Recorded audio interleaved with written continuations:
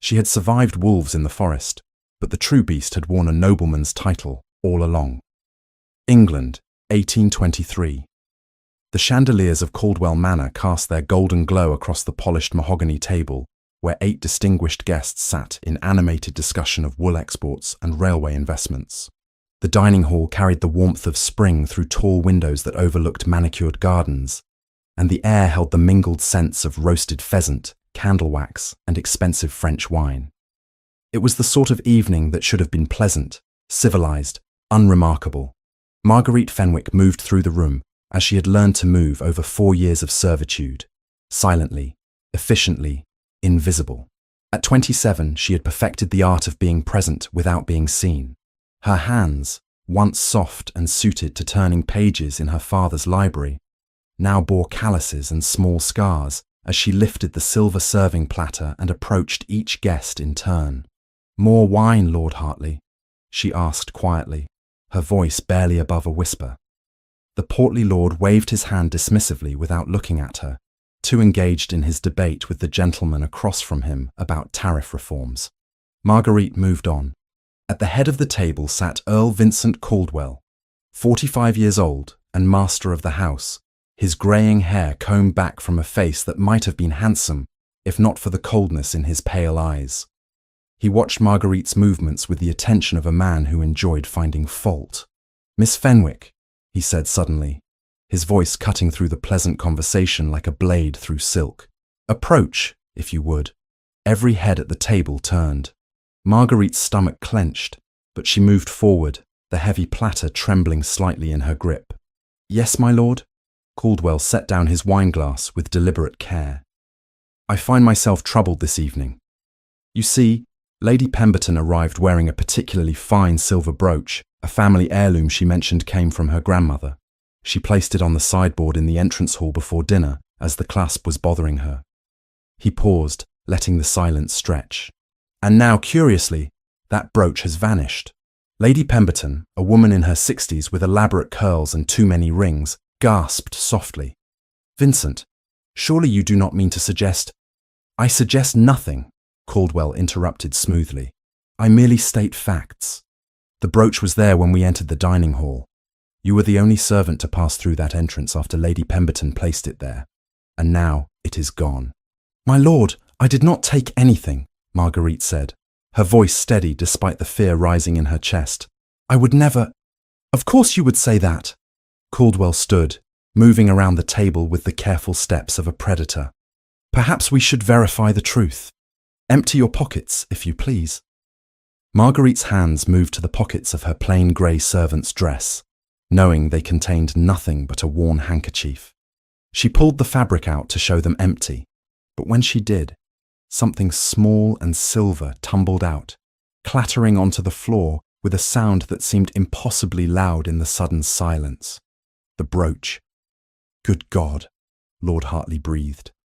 Marguerite stared at the silver piece on the floor, her mind struggling to understand. It had not been there. She had checked her pockets that morning, as she did every morning. Someone had placed it there. He had placed it there. "My lord, I swear on my father's grave, I did not—" "Enough!" Caldwell's voice was cold as Winterstone. "Lady Pemberton, I apologize profusely for this embarrassment. Please, retrieve your property. The girl will be dealt with after you have all departed." The meal continued, but the pleasant atmosphere had shattered. Guests cast looks of disgust and pity toward Marguerite as she stood frozen near the wall, the platter forgotten in her hands. She could see it in their faces, the judgment already rendered. The daughter of a dead viscount, fallen so low as to steal from guests. How predictable, how pathetic. When the last carriage finally rolled away down the long drive, Marguerite stood in the entrance hall, her hands clasped before her, waiting. She heard his footsteps approaching from the dining room, measured and unhurried. "Come," Caldwell said simply, walking past her toward his study. She followed, because what choice did she have? The study door closed behind them with a solid sound that might as well have been a cell door locking. The room smelled of tobacco and old leather, lined with books Caldwell never read and paintings of ancestors who were not his own. "You made a fool of me tonight," he said quietly, pouring himself brandy from a crystal decanter, in front of important men whose good opinion I require for business. My lord, I did not take that brooch. You know I did not.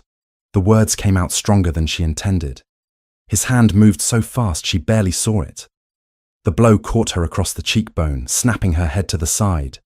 Pain exploded white and hot behind her eyes. You will not contradict me, Caldwell said, his voice still terribly calm. 4 years you have worked here. 4 years, and the debt your pathetic father left has only grown larger. Do you know why? Because you are worthless. Because everything you touch costs me money. Food, lodging, the very air you breathe under my roof. The debt was £180 when my father died, Marguerite managed, tasting blood from where her teeth had cut her lip. I have worked every day for 4 years. I have... The second blow knocked her backward into the desk. She tried to catch herself, but her ribs connected with the desk's edge, sending a lance of agony through her side. Caldwell advanced, his face flushed with wine and rage. The debt is what I say it is. You work until I decide you have earned your release. You are nothing. The forgotten daughter of a gambler and drunk who died in disgrace. No one will believe you over me. No one will help you. The beating that followed was methodical and brutal. Marguerite tried to protect her face, her ribs, but his hands found their targets. At some point, she stopped fighting and simply endured, retreating somewhere deep inside herself where the pain could not quite reach. When he finally stepped back, breathing hard, she slumped against the desk, tasting blood and salt tears.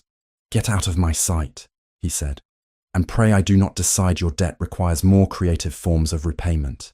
The threat in those words cut deeper than any blow. Marguerite actually crawled, to the door and stumbled out into the dark hallway.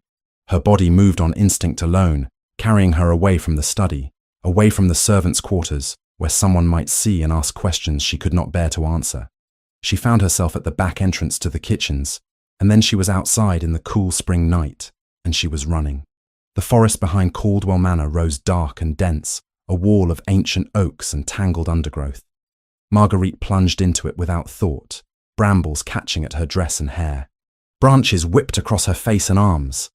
Her feet, still in thin house slippers, found every root and stone.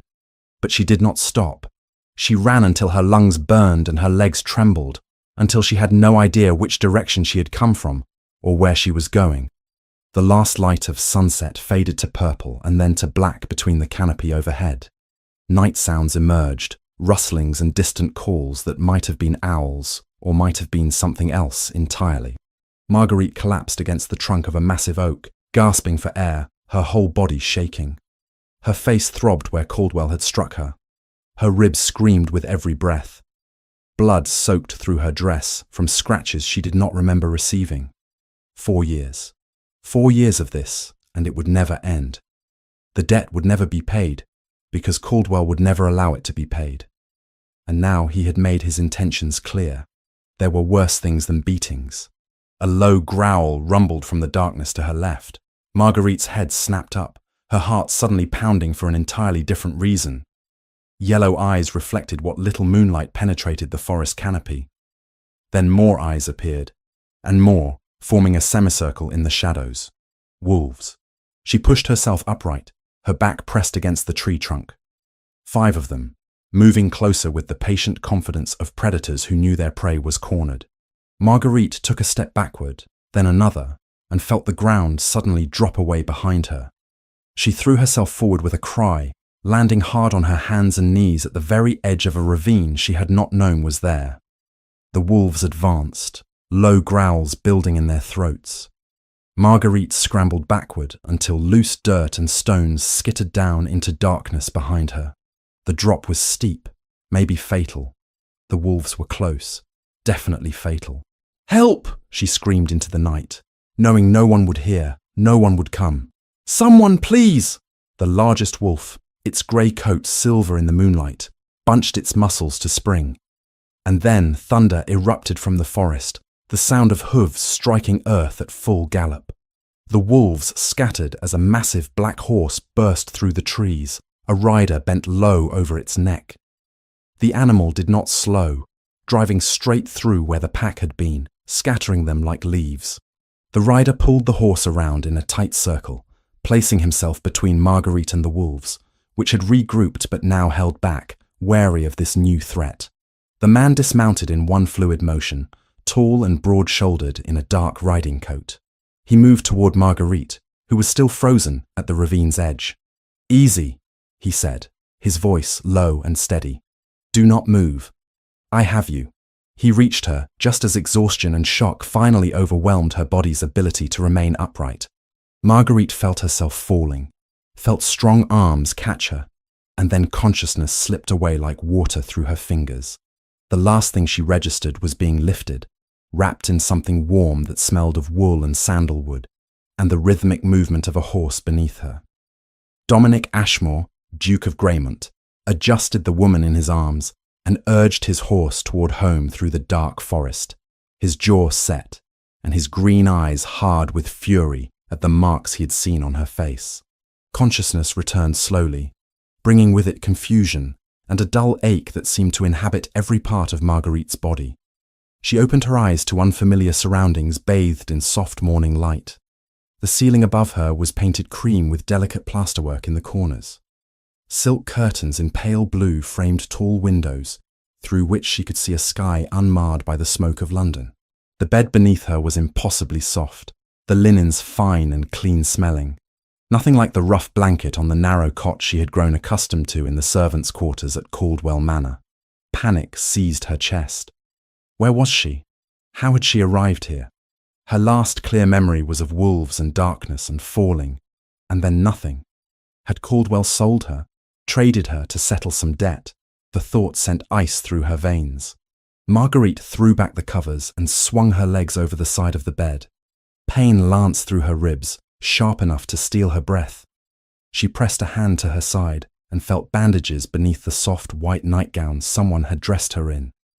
Her nightgown, not her servant's dress.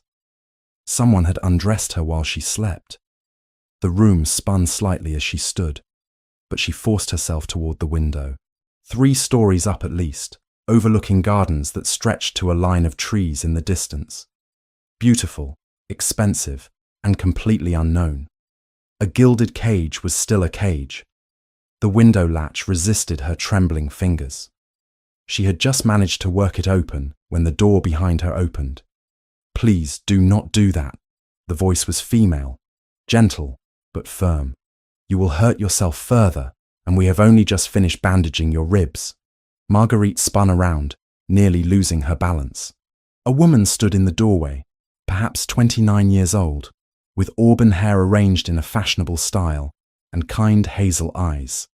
She wore a morning dress of deep plum that spoke of quality and good taste. Everything about her suggested refinement and wealth. "Where am I?" Marguerite demanded, though her voice came out weaker than she intended. "What do you want from me?" The woman moved into the room with slow, careful steps, as though approaching a frightened animal. "You are at Graymont Manor. I am Lady Cecilia Ashmore. My cousin, the Duke of Graymont, brought you here 2 nights ago. You were injured and unconscious. We have been caring for you." 2 nights. Marguerite's hand went to her face, finding bandages there as well, and the tender swelling of bruises. Memory came flooding back in fragments. The dinner party, the false accusation, Caldwell's fists running through the forest, the wolves, and then a rider on a black horse, strong arms catching her as she fell. "I need to leave," Marguerite said, moving toward the door. Every instinct screamed that this was wrong, that kindness was a trap, that people like her did not wake in rooms like this without a terrible price to pay. "I cannot be here. He will come for me. He will say I stole something or ran away from my obligations. I need to go before..." "Before what?" Lady Cecilia stepped aside, not blocking the door. "You are not a prisoner here, Miss Fenwick, but you are in no condition to go anywhere. Please sit down before you fall down." The use of her family name, spoken with respect rather than contempt, caught Marguerite off guard. She swayed slightly, and Lady Cecilia was there, guiding her back to the bed with gentle hands. "How do you know my name? You spoke it in your fever." Among other things, Lady Cecilia's expression held sympathy, but no pity, which somehow made it easier to bear. A physician examined you yesterday. You have 3 cracked ribs, severe bruising, and multiple lacerations. You also have older injuries that suggest this was not the first time someone struck you. Shame burned through Marguerite's chest, hot and choking. She turned her face away, unable to meet the other woman's eyes. A knock at the door interrupted the heavy silence. Lady Cecilia rose and opened it to admit a grey-haired man carrying a leather medical bag, and behind him a figure Marguerite recognized from her fragmented memories. Tall, dark-haired, with piercing green eyes that seemed to take in everything. The Duke of Greymont. He remained in the doorway while the physician approached the bed. "Miss Fenwick," the doctor said in a professional but not unkind tone, "I am Dr. Whitmore. May I examine your injuries to ensure they are healing properly?" Marguerite nodded mutely. The examination was thorough but respectful, the doctor's hands gentle as he checked her ribs, looked at the cuts on her arms and face, listened to her breathing.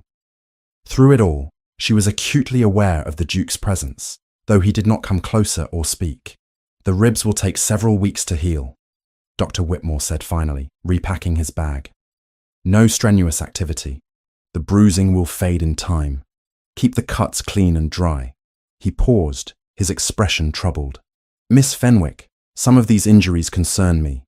The pattern suggests repeated trauma over an extended period.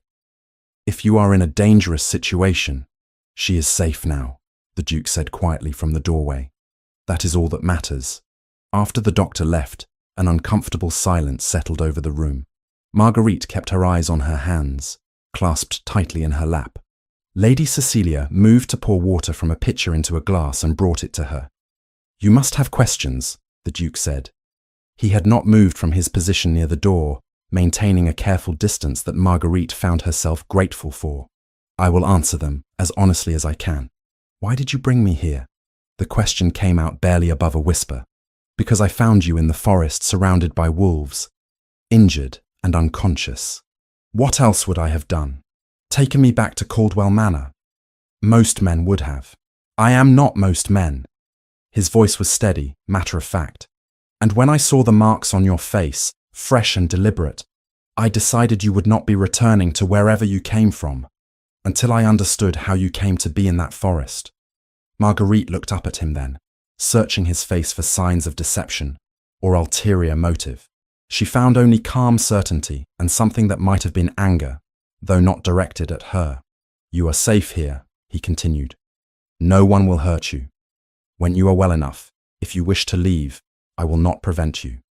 But I would ask that you at least rest and heal first." It was too much.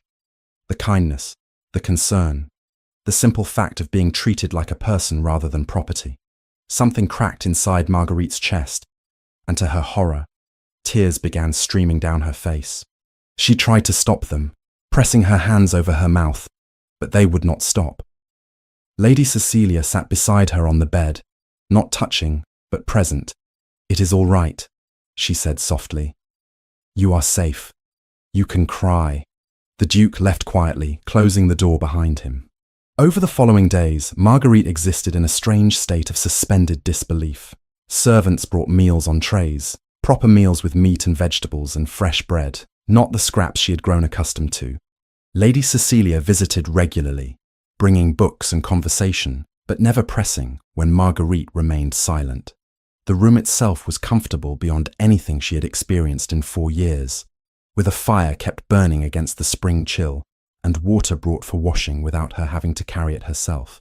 She waited for the trap to spring, for someone to come and tell her what she owed for this care, what she would be expected to do in payment. But no one came with demands or expectations. The household staff treated her with a respect that felt alien and uncomfortable. When a maid brought fresh clothes, simple but well-made dresses in soft fabrics, Marguerite almost wept again. On the 4th day, Lady Cecilia found her standing by the window, watching servants work in the garden below. They moved at a reasonable pace, stopping to rest or speak to each other. No one shouted, no one raised a hand. "You have been observing the household," Lady Cecilia said, "not a question." "Yes," There seemed no point in denying it. And what have you concluded? Marguerite turned to face her. That I do not understand what is happening here. No one behaves the way I expected. No one has told me what you want from me in exchange for this. She gestured at the room, at herself. There must be something.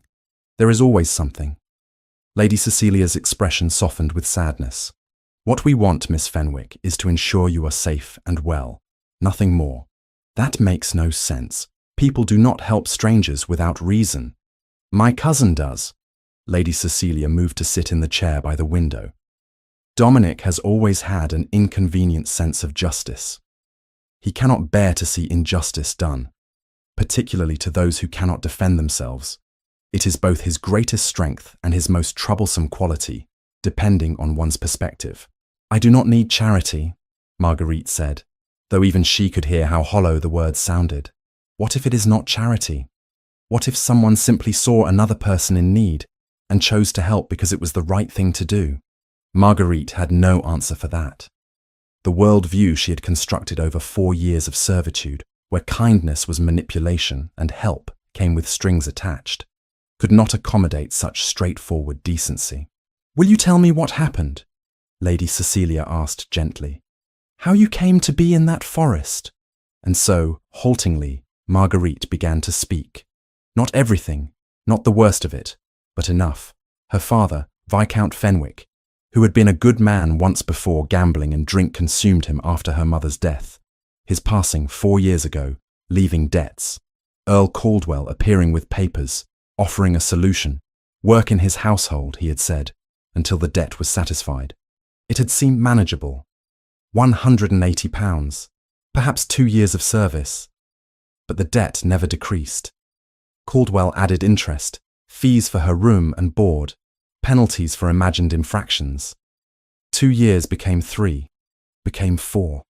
The work was brutal, the hours endless. And when she displeased him, which was often, there were other punishments. She did not speak of those. Some shames were too deep to voice. He accused me of theft in front of his dinner guests, Marguerite finished, her voice flat. He planted evidence. After they left, he beat me. I ran. I did not think about where I was going. I just ran. Lady Cecilia's hands were clenched in her lap, knuckles white. That man is a monster. That man is an earl. That does not give him the right to treat you as he did. Lady Cecilia leaned forward. Miss Fenwick, Marguerite, my cousin will want to investigate this. The debts, the terms of your service.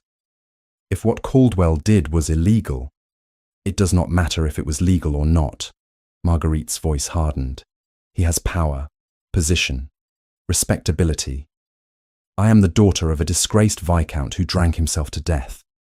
Who do you think society will believe? Before Lady Cecilia could respond, a knock came at the door. The Duke entered at her invitation, and Marguerite found herself straightening unconsciously, despite the pain in her ribs. Forgive the interruption, he said. Miss Fenwick, might I speak with you for a moment? Lady Cecilia rose. I will see about tea. She left, closing the door but not entirely, maintaining propriety. The Duke remained near the door, that same careful distance he always kept. My cousin tells me you have shared something of your circumstances. I will not ask you to repeat what must have been difficult to speak of once, but I want to propose something, if you will hear me. Marguerite waited, tense.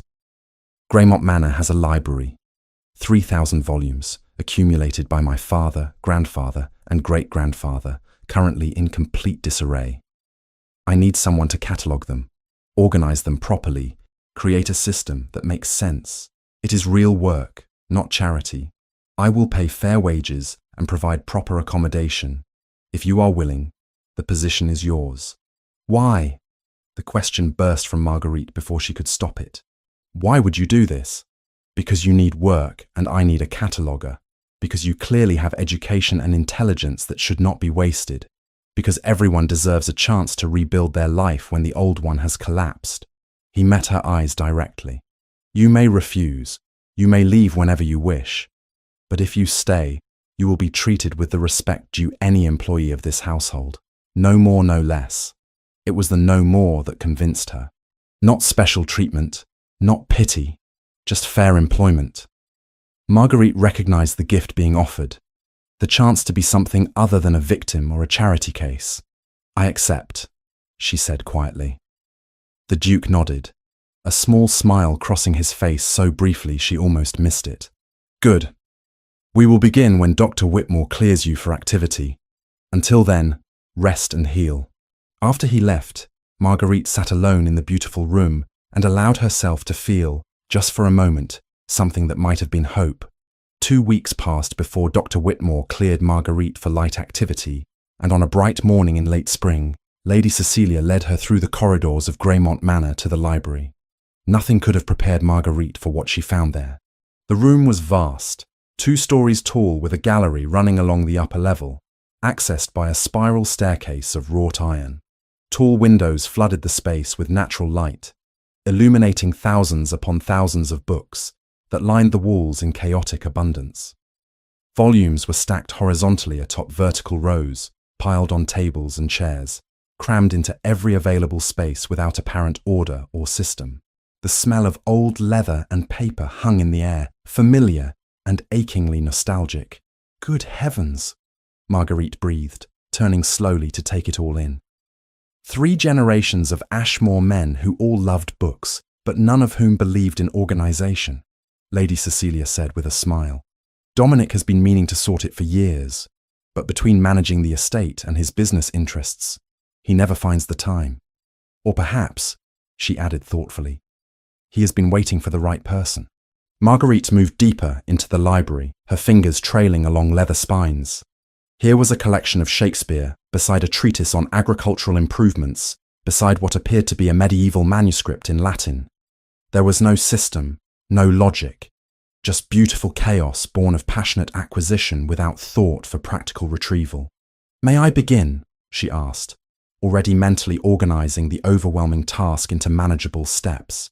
"It is why you are here," Lady Cecilia replied warmly. "Everything you need is at your disposal. If you require anything else, you need only ask." Marguerite started that very day, beginning with a complete inventory. She worked methodically, moving through section by section, recording titles, authors, subjects, and conditions in the ledgers provided. The work was absorbing in a way she had not experienced in years, demanding both intellectual engagement and careful attention to detail.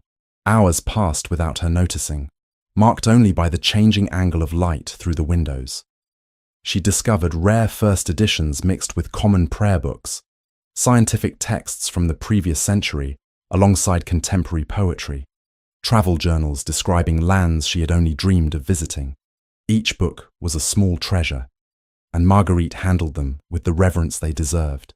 On the 3rd day, she became aware of a presence and looked up to find the Duke standing in the doorway of what she now knew was his study, which adjoined the library. He was dressed simply in shirt sleeves and waistcoat, papers in hand, watching her work with an expression of quiet interest. "Forgive me," he said when their eyes met. "I did not mean to disturb you. I was merely curious about your progress." "No disturbance, Your Grace." Marguerite set down the volume she had been examining. "I have completed the inventory of the South Wall. Nearly 400 volumes, including a rather remarkable collection of natural philosophy texts from the last century. My grandfather's acquisitions. He fancied himself a scientist, though I believe his experiments were more enthusiastic than rigorous." The Duke moved into the library, maintaining a respectful distance. "You have a system in mind for organizing them?" "I thought to begin with broad categories: history, natural sciences, literature, philosophy, and then subdivide within those by author and date of publication. Unless Your Grace has a preference?" "I trust your judgment entirely." He glanced at the neat rows of ledgers where she had been recording information. "You have beautiful handwriting, clear and precise. My father insisted upon it. He said illegible writing was evidence of an undisciplined mind." The memory came without the usual accompanying pain, softened somehow by the present context. "He sounds like he was a learned man." He was. Marguerite returned to her work, aware of the Duke still present, but not pressured by it. After a moment, he returned to his study, leaving the door open between them. This became their pattern. Marguerite worked in the library, while the Duke conducted business in his study. Sometimes hours would pass in comfortable silence, broken only by the scratch of pens and the occasional rustle of pages. Other times conversations would begin, casual observations about a particular text or historical figure that would expand into longer discussions. She learned that he had inherited the dukedom at 23, younger than expected, when his father died suddenly. The weight of responsibility had been crushing at first. Dozens of properties and hundreds of families depending on decisions he felt unprepared to make. He had grown into the role through necessity and determination, but the isolation of the position never entirely faded. "People see the title first," he said one afternoon, standing by the window overlooking the gardens. "The Duke of Greymont, with all that implies. They forget, or perhaps never realize, that beneath the title is simply a man who sometimes feels inadequate to the weight he carries." Marguerite understood that particular loneliness, though her own came from different circumstances. The loneliness of being seen as less than human rather than more than, but isolation nonetheless. As the days progressed, she found herself sharing fragments of her own story. How her mother had died giving birth to a stillborn son when Marguerite was 12, leaving her father devastated. How he had turned to gambling and drink seeking escape from grief, slowly destroying what remained of their family's fortune and reputation. How she had tried to manage the household, to keep up appearances, watching helplessly as everything crumbled. "I do not blame him," she said quietly, shelving a volume of poetry. "He was a good father before, kind and patient and full of stories. The drink and cards, they were not who he was. They were what the pain made him. That does not mean you were not also hurt by his choices," the Duke observed gently. It was the first time anyone had acknowledged that both things could be true, that love and harm were not mutually exclusive. Marguerite found her throat tightening with unexpected emotion. Lady Cecilia noticed the change in her cousin's ward as Marguerite had come to think of herself. The shadows that had haunted the young woman's eyes were gradually receding. Smiles came more easily now, genuine rather than reflexive. Her posture had lost some of its defensive hunching, her movements growing more confident as she navigated the familiar space of the library. "You seem content," Cecilia observed one morning, finding Marguerite in the library before the Duke had arrived. "I am useful," Marguerite replied, and realized with some surprise that it was true. The simple fact of being needed was its own quiet miracle. The letter arrived on a Tuesday morning in mid-May. Marguerite was cataloguing the upper gallery when she heard raised voices from below. The Duke's study door stood open, and through it she could see him standing rigid, a letter in hand, speaking with his steward. "When did this arrive?" "This morning, Your Grace. The messenger is waiting for a response." Marguerite could not hear the Duke's reply, but his expression was cold fury. After the steward departed, she saw him read the letter again, then move to his desk to pen a response. His hand moved across the paper with decisive strokes. She said nothing when he emerged, and he did not volunteer information. But the tension in his shoulders and the tightness around his eyes spoke clearly enough. Something had disturbed him deeply. 3 days later, another letter came. Marguerite was working at the large table in the library's center when the Duke opened it in his study. She heard the sharp exhale, saw him crumple the paper before smoothing it out again and adding it to what she now realized was a small stack in his desk drawer. "Is something wrong, Your Grace?" she asked, unable to maintain her usual careful distance. He looked up, surprised to find her watching him. For a moment, she thought he would deflect or dismiss her concern. But then he sighed and moved to the doorway between their rooms. "Earl Caldwell has been writing to me, demanding your return, citing debts and legal obligations. I have told him you are employed here legally, and he has no authority. He is not pleased." The name struck like a physical blow. Marguerite's hand stilled on the book she had been holding. "What does he say?" "Nothing that merits your concern. I am handling it." But the careful blankness of his expression told her there was more he was not sharing. Still, she did not press. If the Duke chose to shield her from Caldwell's venom, she would not demand he share the burden. A week passed before the third letter arrived. By this time, spring had fully established itself, and the library windows stood open to admit air scented with roses and fresh-cut grass. Marguerite had made remarkable progress, the south and west walls now organized into coherent sections, beautiful in their new order. She was shelving volumes on the upper gallery when she heard the study door close with unusual force. Concerned, she descended the spiral staircase and found the Duke standing at his desk, staring at a letter with an expression that combined anger and something that might have been worry. "Your Grace." He looked up, clearly considering whether to shield her once more. But something in her steady gaze must have convinced him she could handle the truth. "Caldwell has escalated his threats. He now claims that your continued residence here is morally improper, that I have seduced you into abandoning your legal obligations. He threatens to make this public, to ruin both our reputations if you are not returned immediately." The Duke's voice was controlled, but barely. "It is nonsense, of course. Vicious nonsense designed to force compliance through fear of scandal." Marguerite felt ice settle in her stomach. This was what she had feared from the beginning, that her presence would bring consequences to people who had shown her only kindness. "Then I should leave. I can find work elsewhere. Perhaps in another county where—" "No." The word was sharp enough to stop her mid-sentence. "You will not be driven from a place of safety because a cruel man makes threats. I will not allow it. You cannot control what society believes, Your Grace. If he spreads rumors, let him spread them. My reputation can withstand gossip. And yours will be protected by my cousin's presence and your legitimate employment." He set the letter down with deliberate care. "You are not going back to him, Marguerite. Not now, not ever." It was the first time he had used her given name. The intimacy of it, combined with the fierce protectiveness in his voice, made something warm unfold in her chest. Something dangerous that she could not afford to feel. That night, Marguerite worked late in the library, unable to settle her thoughts enough for sleep. She was reshelving volumes by lamplight when she noticed light still showing beneath the Duke's study door. It must have been near midnight. She approached quietly and found him at his desk, the 3 letters from Caldwell spread before him, his expression troubled in the flickering lamplight.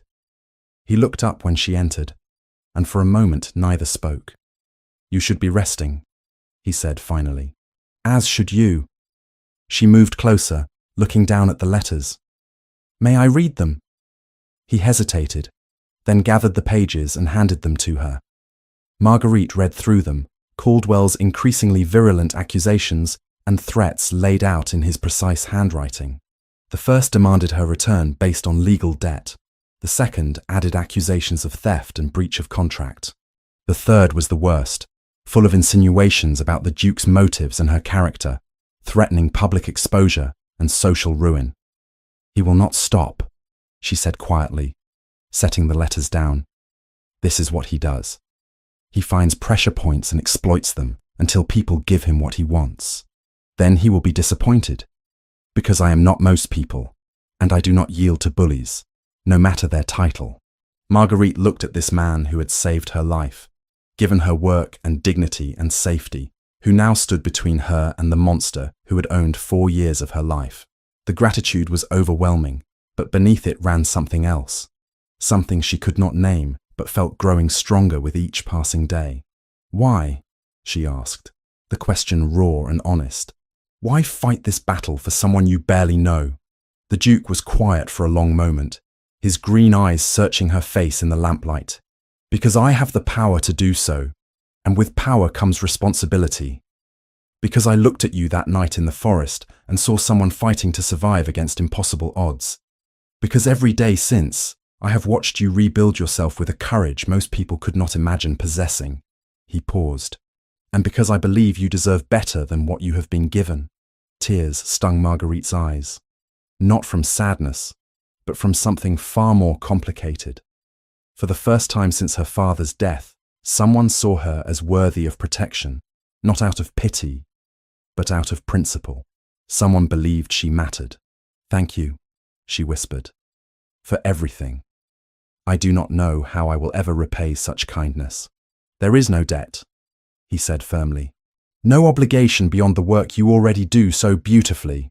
You owe me nothing, Marguerite. Nothing at all. But standing there in the lamplit study, looking at the man who had become her protector and employer and something she dared not yet define, Marguerite knew that was not entirely true. She owed him a debt that could never be measured in pounds or labour.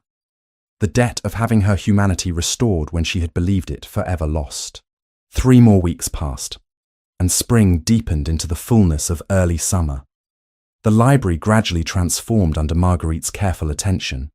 Shelves now organised with a logic that made locating any volume a matter of minutes rather than hours. She had moved beyond mere cataloguing to true curation, identifying damaged bindings that required repair, noting rare editions that deserved special protection, creating a comprehensive index that cross-referenced subjects and authors. The work gave her purpose and structure, but it was the other changes that surprised her most. Lady Cecilia had begun insisting she join the family for dinner, rather than taking meals in her room, a suggestion that had initially filled Marguerite with dread. The first evening she had sat rigid with anxiety at the polished table, certain she would use the wrong fork or say something inappropriate. But the Duke and his cousin spoke to her as an equal, asking her opinions on books and current events, including her in conversations about estate management and local affairs. "What do you think about the proposed expansion of the tenant cottages?" the Duke asked one evening over roasted lamb. "From a practical standpoint, would larger quarters genuinely improve living conditions? Or are there other investments that might better serve their needs?" Marguerite had considered the question carefully. Larger quarters would help families with multiple children, certainly. But I wonder if access to education might not be equally valuable. A small school, perhaps, where children could learn to read and cipher. Knowledge provides opportunities that space alone cannot. The Duke had smiled, that rare expression that transformed his usually serious face. "An excellent point. I will discuss it with my steward." That her opinion mattered, that it was sought and valued, remained a source of quiet wonder, as did the gradual integration into the household's social life. When visitors called at Greymont Manor, the Duke began introducing her as the estate's librarian, a respectable position that explained her presence without impropriety. Lady Cecilia had carefully shaped the narrative that circulated through local society, presenting Marguerite as the daughter of Viscount Fenwick, who had fallen on difficult financial circumstances after her father's death, and now held an appropriate position, suited to her education and gentle birth. The whispers and curious glances still came, but they lacked the venom Marguerite had feared. Perhaps because the Duke's sponsorship carried weight, or perhaps because Cecilia's unimpeachable reputation lent respectability to the arrangement. Regardless, the social acceptance, however tentative, allowed Marguerite to move through the world without the crushing shame that had defined her years at Caldwell Manor. The gardens of Greymont were particularly magnificent in June, roses blooming in profusion along carefully tended paths that wound through beds of lavender and peonies. One evening, after a long day cataloguing the upper gallery, the Duke found Marguerite standing by the library window, gazing out at the riot of colour. "Would you care to walk before dinner?" he asked. "You have been inside all day. Fresh air might be welcome." She accepted, and they descended to the gardens through the terrace doors. The evening was warm and still, the air thick with the scent of roses and cut grass. They walked in companionable silence at first, following the main path toward the ornamental pond at the garden's far end. "I inherited this estate at 23, the Duke said suddenly, his eyes on the carefully maintained beds surrounding them. "My father died of an apoplexy while riding. He was 48, healthy, and then simply gone. I was in London, unprepared and overwhelmed, suddenly responsible for Greymont and a dozen other properties, for hundreds of families whose livelihoods depended on decisions I had no experience making." "That must have been terrifying," Marguerite said quietly. "It was. For months, I felt I was drowning. Every decision felt impossible, every choice fraught with consequences I could not predict. My steward was patient, thank God, and my mother's sister helped until she passed 2 years later. But the loneliness of the position never quite faded." He paused by the pond, watching the late sunlight shimmer on the water. "There is something isolating about standing at the peak of social hierarchy. People see the title, the power, the wealth, They cannot see past it to the man beneath, or perhaps they choose not to. Marguerite understood that particular isolation, though from the opposite direction. She had been invisible not from elevation but from degradation, erased as surely as if she had never existed. Both forms of invisibility carried their own weight. "My father had a library," she said, surprising herself with the willingness to share. "Smaller than yours, but he loved every volume. He would read to me in the evenings when I was young, from Shakespeare and Milton and the great histories. After my mother died, the library became his refuge. He would spend hours there, though I think toward the end he was not reading so much as hiding. You must have loved him very much. I did, and I was angry with him too, for destroying what remained of our family through drink and cards. Both things were true. I have learned that love does not preclude anger, nor does anger negate love." She looked at the Duke, finding him watching her with an intensity that made her breath catch. "Thank you for understanding that." They walked on, and Marguerite became increasingly aware of the Duke's presence beside her, the way their steps naturally synchronized, how close his hand was to hers. When they reached a narrow section of path forcing them to walk single file, he offered his arm to help her navigate the uneven stones.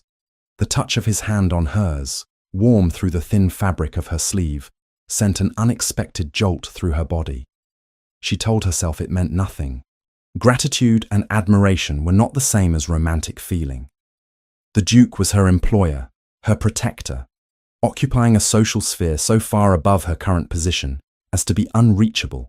Any other interpretation was foolish fantasy born of her isolation and dependence. But when they returned to the manor and he smiled at her in the golden evening light, thanking her for the pleasant conversation, Marguerite felt something shift in her chest, something warm and dangerous and entirely inappropriate. The following weeks brought more walks, more conversations that ranged from literature to philosophy to the practical matters of estate management. The Duke seemed genuinely interested in her opinions, often asking her perspective on decisions before him.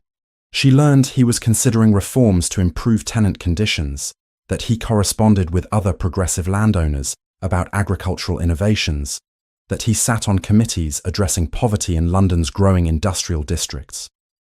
"Most of the peerage think me eccentric at best, dangerously radical at worst," he admitted during one walk. "They cannot understand why I concern myself with the welfare of those beneath my station. But how can I not? Their labour sustains my wealth.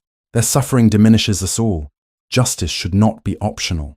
Marguerite found herself watching him when he was not looking, noticing the way sunlight caught in his dark hair, the strength in his hands as he handled books, the rare smiles that softened his usually serious expression.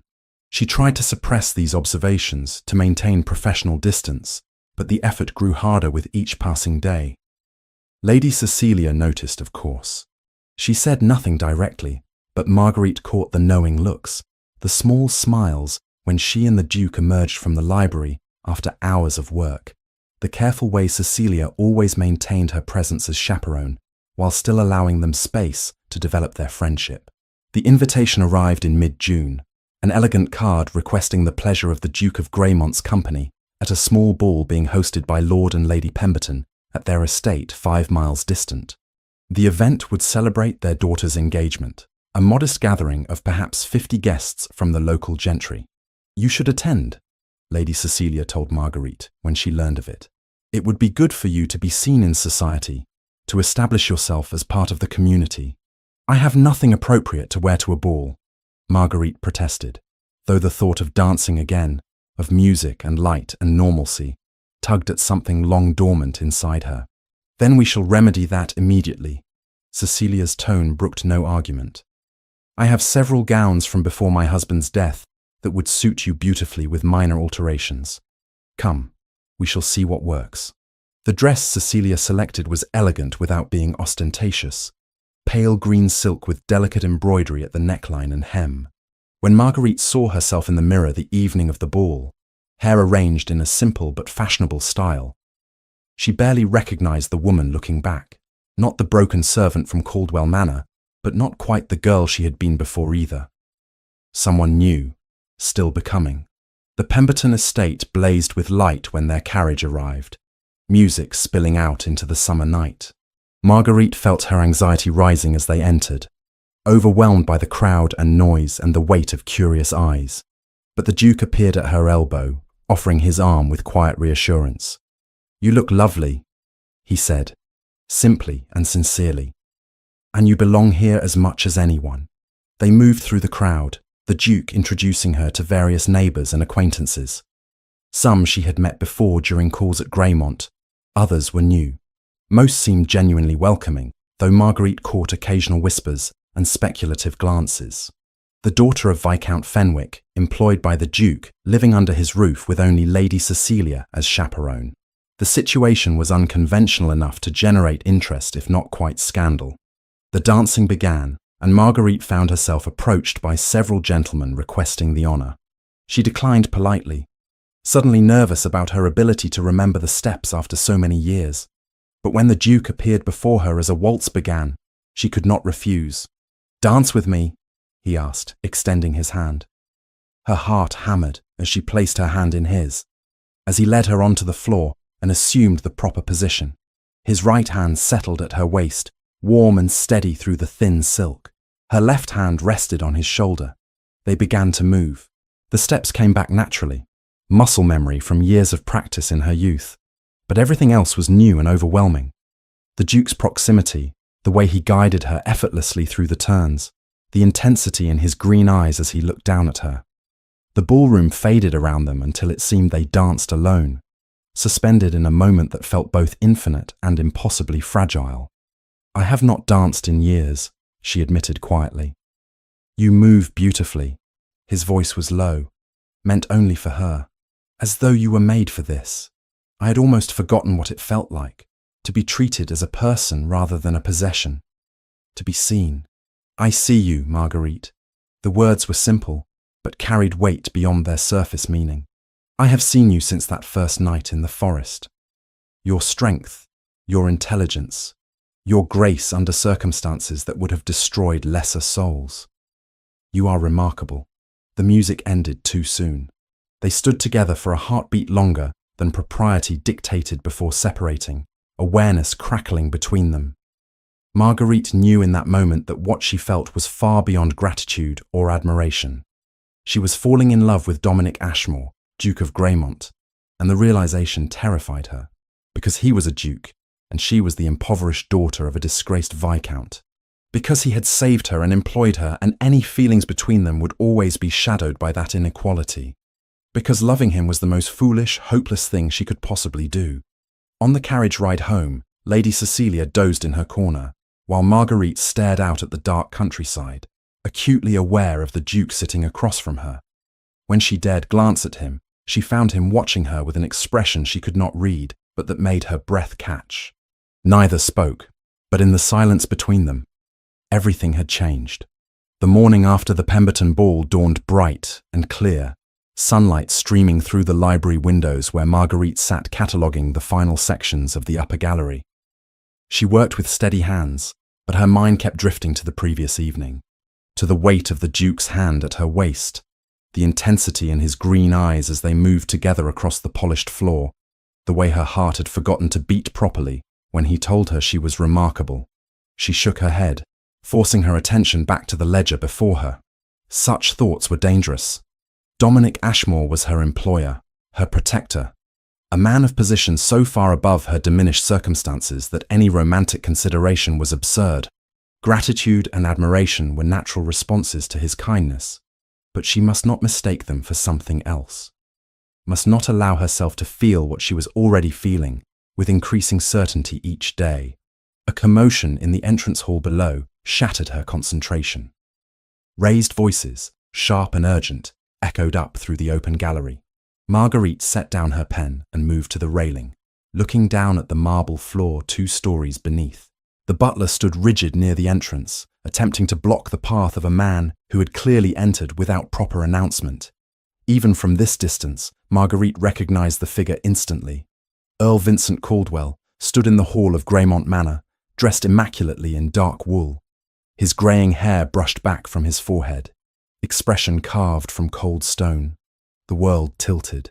Marguerite gripped the railing hard enough that her knuckles went white.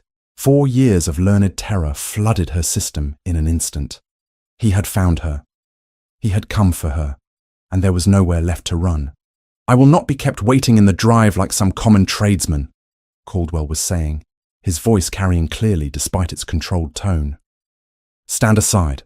Before the butler could respond, the Duke appeared at the top of the main staircase. He descended with unhurried steps, radiating authority in every line of his bearing. When he reached the hall, he positioned himself deliberately between Caldwell and the rest of the house. "Earl Caldwell," Dominic said, his voice cold as winter iron. "You arrive uninvited and unannounced. My staff naturally assumed you had lost your way."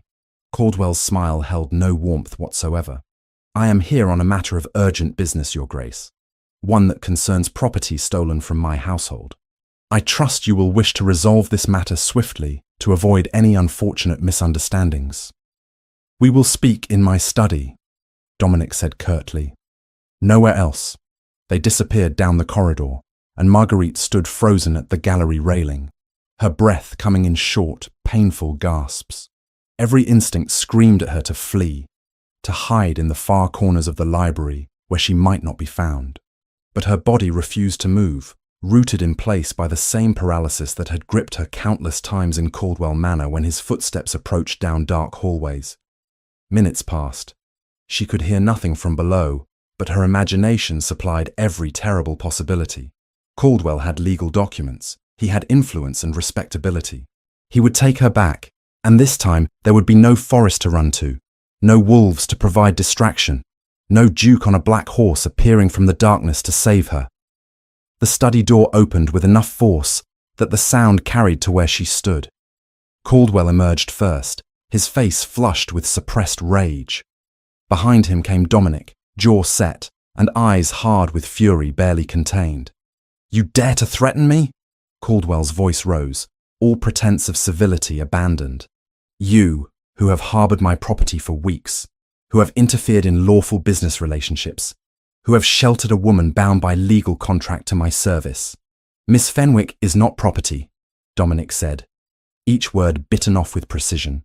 "She is a free woman employed in my household. Whatever arrangement you claim to have had with her father does not give you ownership of another human being. I hold signed documents acknowledging debt and obligation. Those documents are legally binding. You cannot simply decide they do not apply because you have developed an inappropriate attachment to a servant girl." Caldwell's smile turned cruel. "Or perhaps the attachment is more than inappropriate. Perhaps there are other reasons you wish to keep her close." Marguerite pressed her hand to her mouth, stifling the sound that wanted to escape. She knew where this was leading.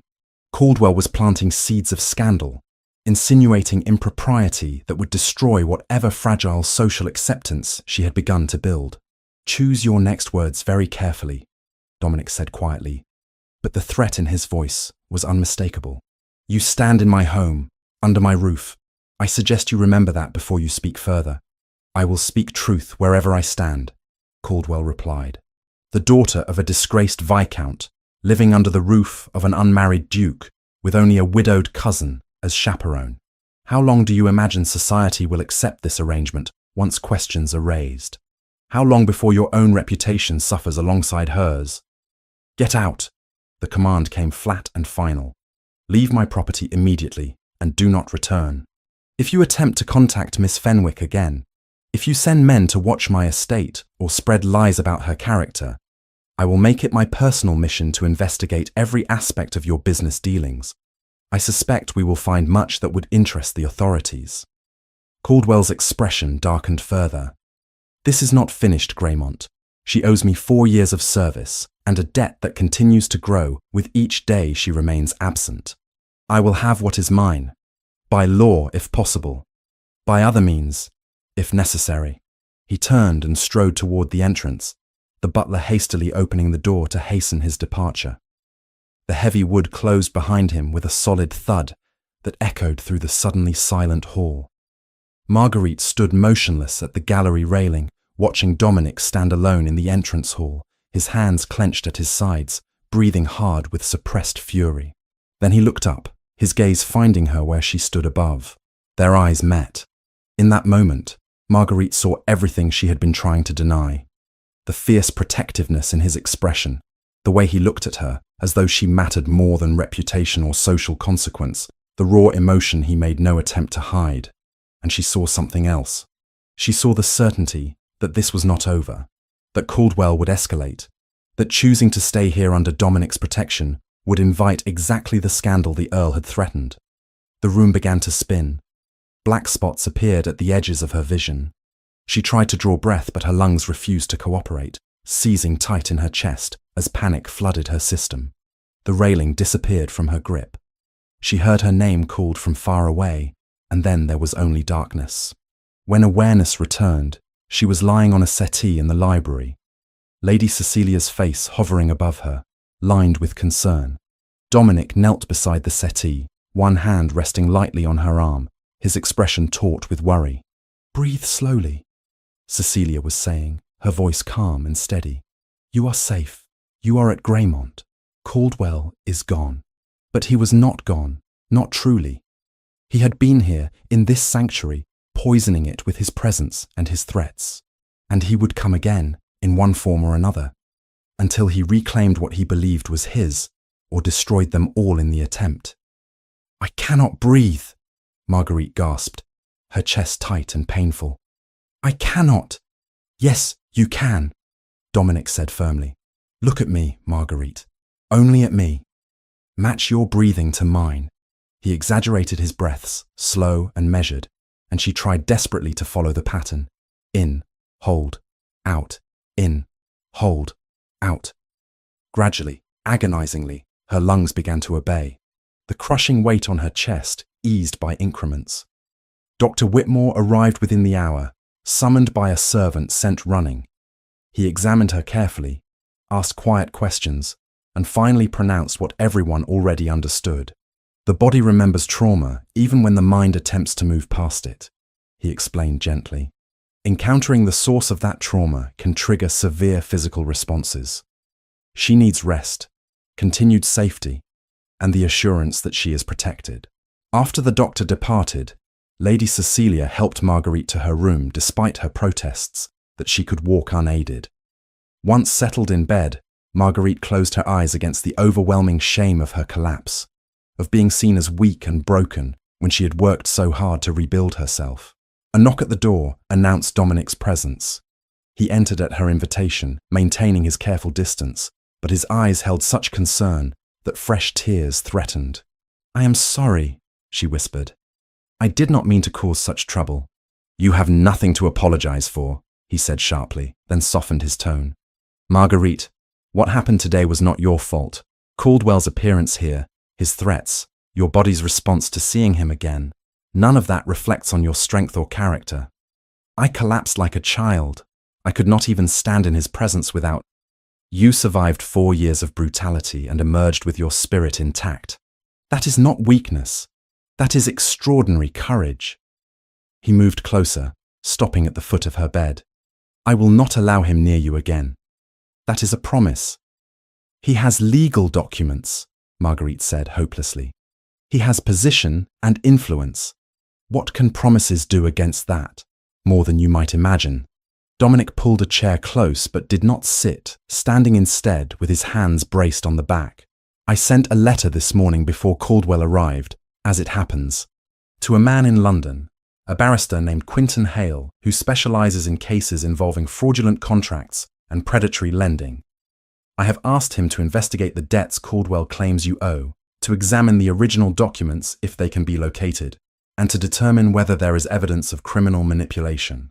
Marguerite stared at him, hardly daring to believe what she was hearing. "You did this? Without telling me?" "I did not wish to raise hopes that might be dashed if the investigation proves fruitless. But after today, after seeing his arrogance and cruelty firsthand, I am more convinced than ever that his dealings will not withstand serious scrutiny." He met her eyes directly. "Men like Caldwell rely on the silence and powerlessness of their victims, but you are neither silent nor powerless anymore. You have allies, Marguerite. You have me." "Einbruer." The words hung in the air between them, weighted with meaning beyond their surface. Marguerite felt her heart contract painfully. She wanted so desperately to believe him, to trust that this time might be different, that justice might actually prevail. But years of disappointment had taught her the danger of hope. "If you challenge him publicly," she said carefully, "he will destroy my reputation. He will claim I am a liar, or worse, that I seduced you into taking my part against him. Society will believe him because he is an earl and I am nothing. You are not nothing," Dominic said with quiet ferocity. "And I do not give a damn what society believes. Evidence matters. Truth matters. And when we expose what he has done, not just to you but to others caught in his schemes, his position will not protect him. Others." Marguerite sat up straighter, despite the lingering weakness in her limbs. "You cannot have been his only victim. Men who abuse power do so repeatedly, compulsively. If we can find other servants, other families he has exploited, if we can build a case that demonstrates a pattern of criminal behavior, then his title becomes meaningless in the face of overwhelming proof." It was a compelling vision, but it required something from her that terrified her more than continued servitude ever had. It required her to stand publicly, to allow her pain and humiliation to be examined by strangers, to risk everything she had rebuilt on the possibility that justice might actually exist for people like her. "I do not know if I am strong enough," she admitted quietly. "You are stronger than you realize," Dominic replied. "But this is your choice, Marguerite. Entirely yours. If you decide the cost is too high, I will respect that decision. The investigation will continue regardless, focusing on financial records and other potential witnesses. You need not be the sole voice speaking against him." "But it would help if I were," she said, understanding the unspoken truth. "My testimony, combined with others, would be more powerful than documents alone."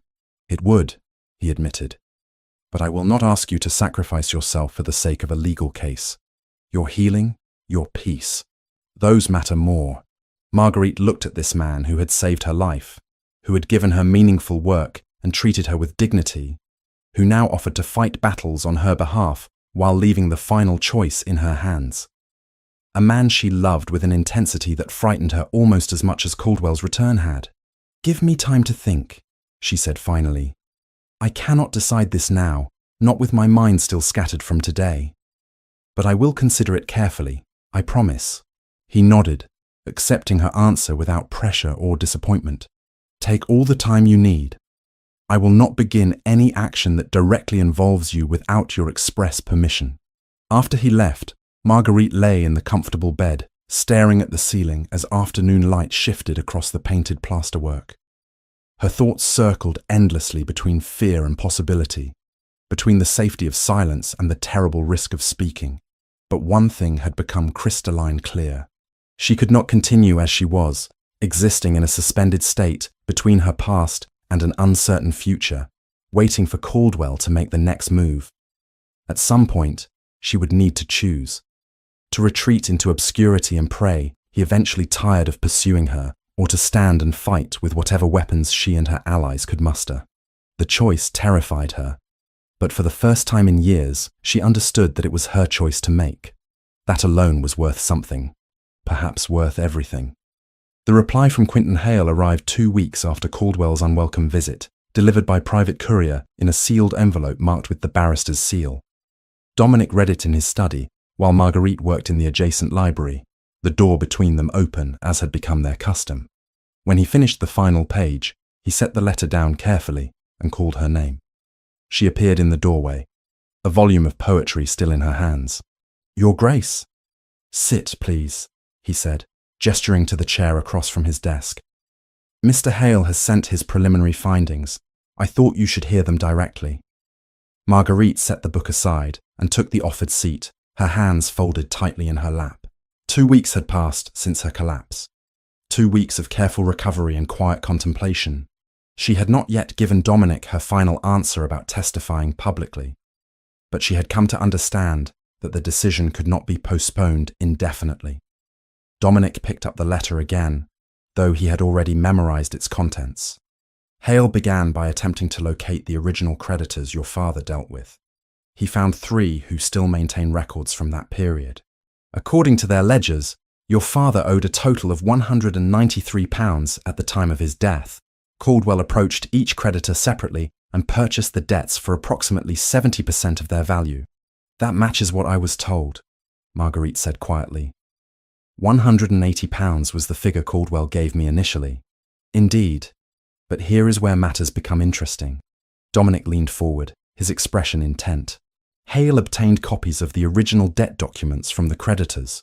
When compared with the papers Caldwell presented to you, claiming you owed him, the numbers do not match.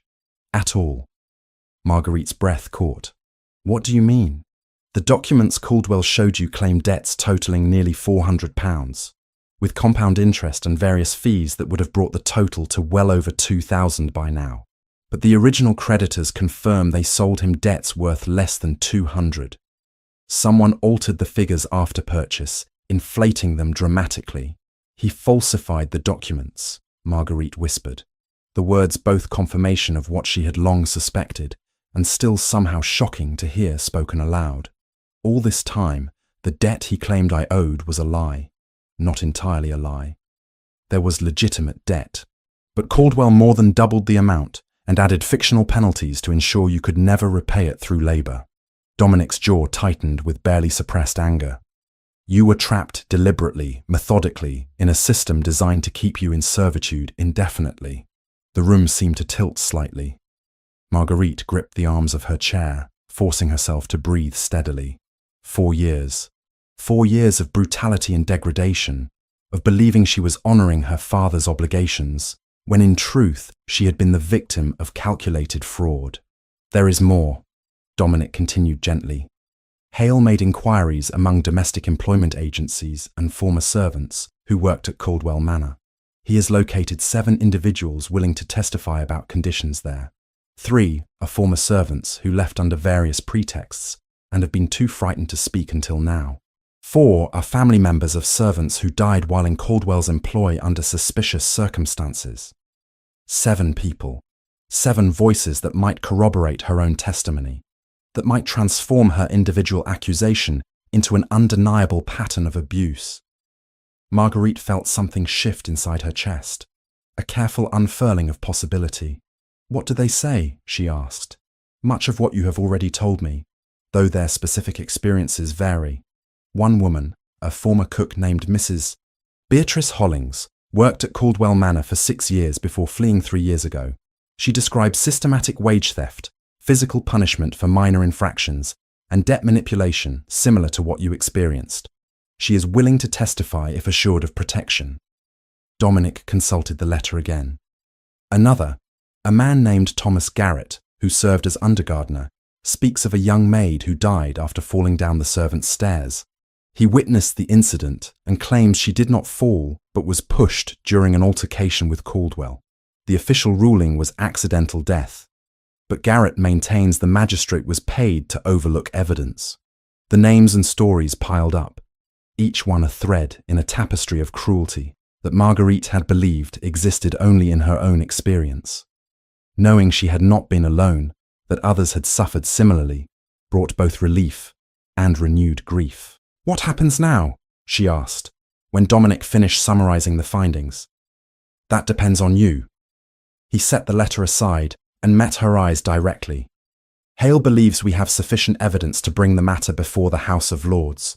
Fraud on this scale, particularly involving manipulation of legal documents and systematic abuse of those bound by service contracts, falls within their jurisdiction when committed by a peer.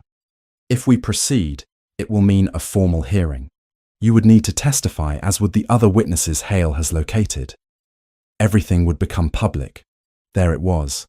The choice she had been avoiding, laid out plainly before her. Marguerite looked down at her hands, noting the calluses that remained from 4 years of brutal labor, physical evidence that would never entirely fade. If I testify, she said slowly, Caldwell will attack my character.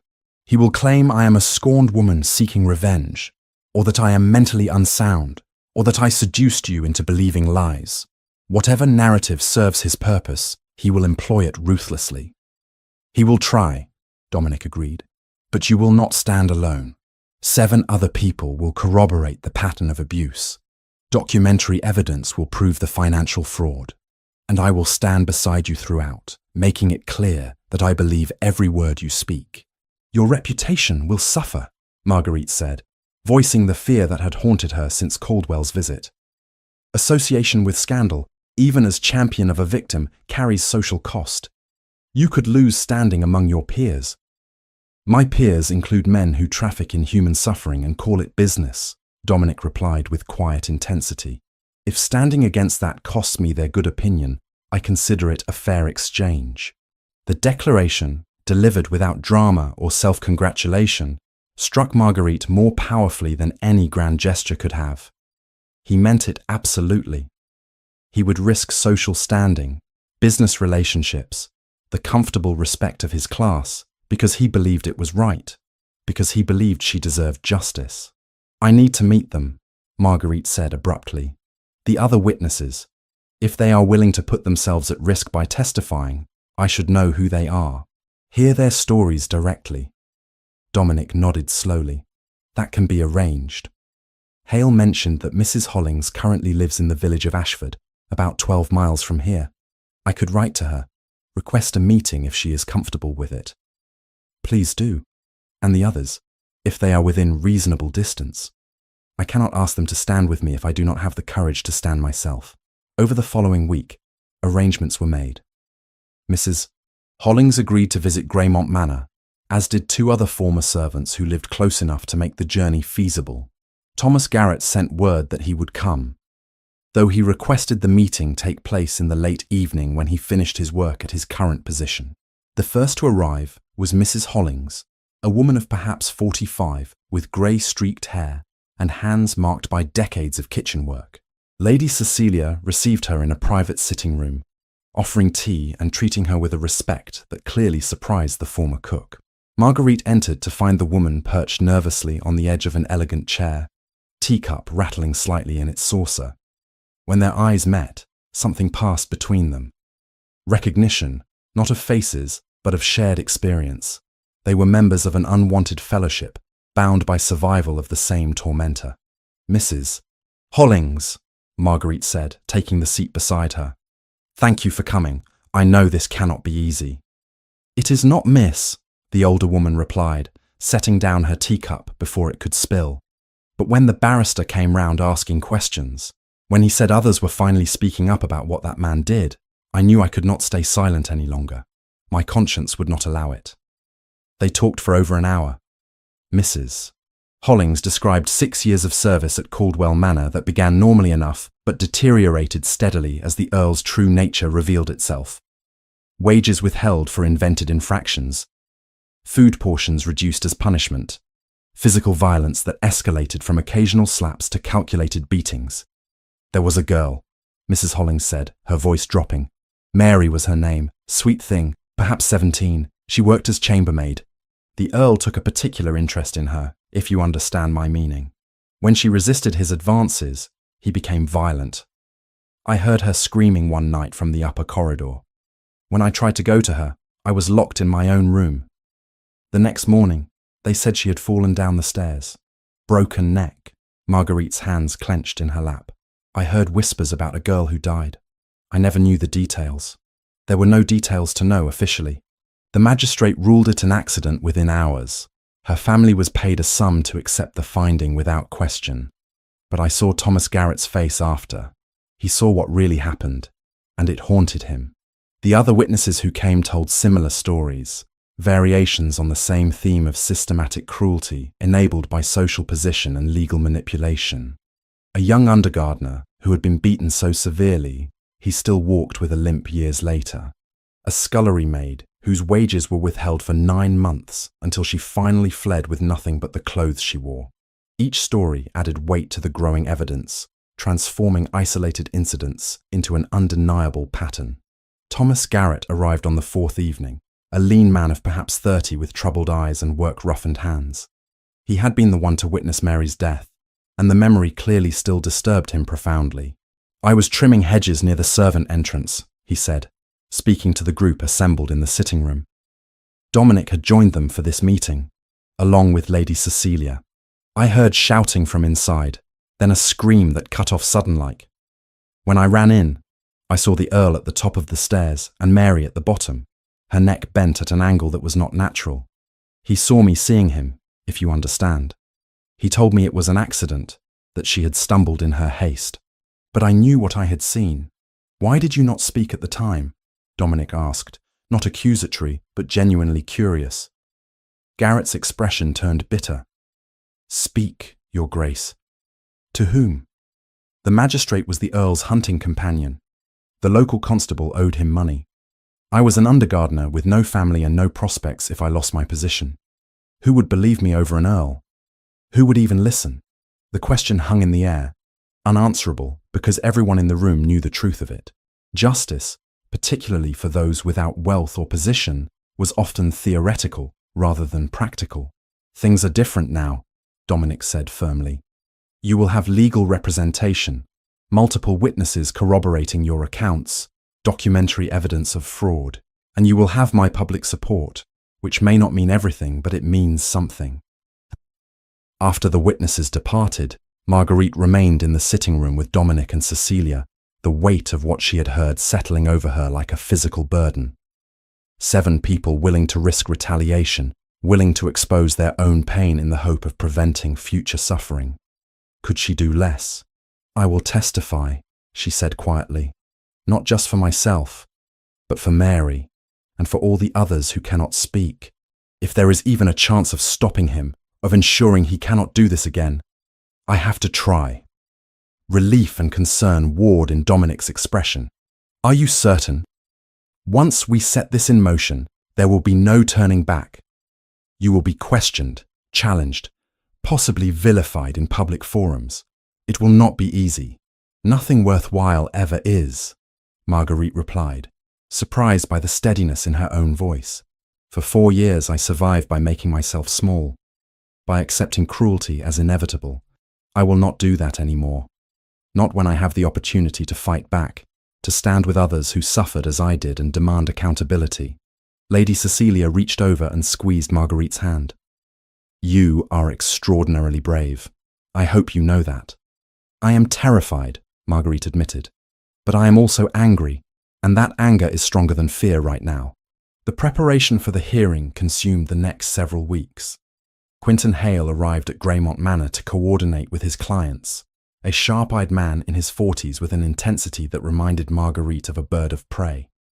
He was thorough to the point of exhaustion, questioning each witness repeatedly, noting inconsistencies, anticipating every possible attack Caldwell's defense might employ. He will claim you are a vindictive woman seeking to destroy him, Hale told Marguerite during one particularly grueling session. He will suggest you are mentally unstable, that your time in his employ damaged your grasp on reality. He will insinuate improper relationships with the Duke to explain your sudden change in circumstances. You must be prepared to answer these accusations calmly, factually, without becoming emotional. I understand, Marguerite said, though her stomach churned at the thought of such public dissection. More importantly, Hale continued, you must be prepared for him to sit in that chamber and call you a liar to your face. Can you withstand that? Marguerite thought of Mary, broken at the bottom of the stairs, of Mrs. Hollings, fleeing in the night with nothing but terror as motivation, of 4 years lived in constant fear. Yes, she said, I can withstand it. The night before the hearing was scheduled, Marguerite found herself unable to sleep. She stood at her window, watching moonlight silver the gardens below, her mind churning through everything that might go wrong, all the ways this could end in humiliation rather than justice. A soft knock at her door announced Dominic's presence. He entered at her invitation, stopping just inside the threshold. I saw your light, he said quietly. I suspected you might be awake. Too many thoughts to allow for sleep, Marguerite admitted. I keep imagining tomorrow, all the ways I might fail or break down or say the wrong thing. He moved closer but maintained his careful distance, respecting the propriety that mattered even now. You will not fail, and if emotion overwhelms you, that is not failure either. It is human. The Lords will see a woman who survived terrible things and found the courage to speak of them. That is powerful, Marguerite. She turned from the window to face him fully. "Why do you believe in me so completely? You barely knew me when you pulled me from that forest. You had no reason to involve yourself in my troubles, yet you have risked reputation, resources, time. Why?"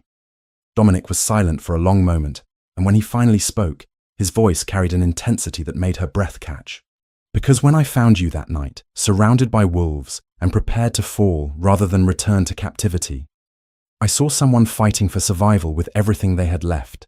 Because in the weeks since, I have watched you rebuild yourself from fragments into something whole and remarkable. Because you deserve justice, and I have the power to help you obtain it." He paused, and something shifted in his expression. "And because somewhere in the process of fighting your battles alongside you, I fell in love with who you are." The confession hung between them, impossible and perfect, and terrifying in its honesty.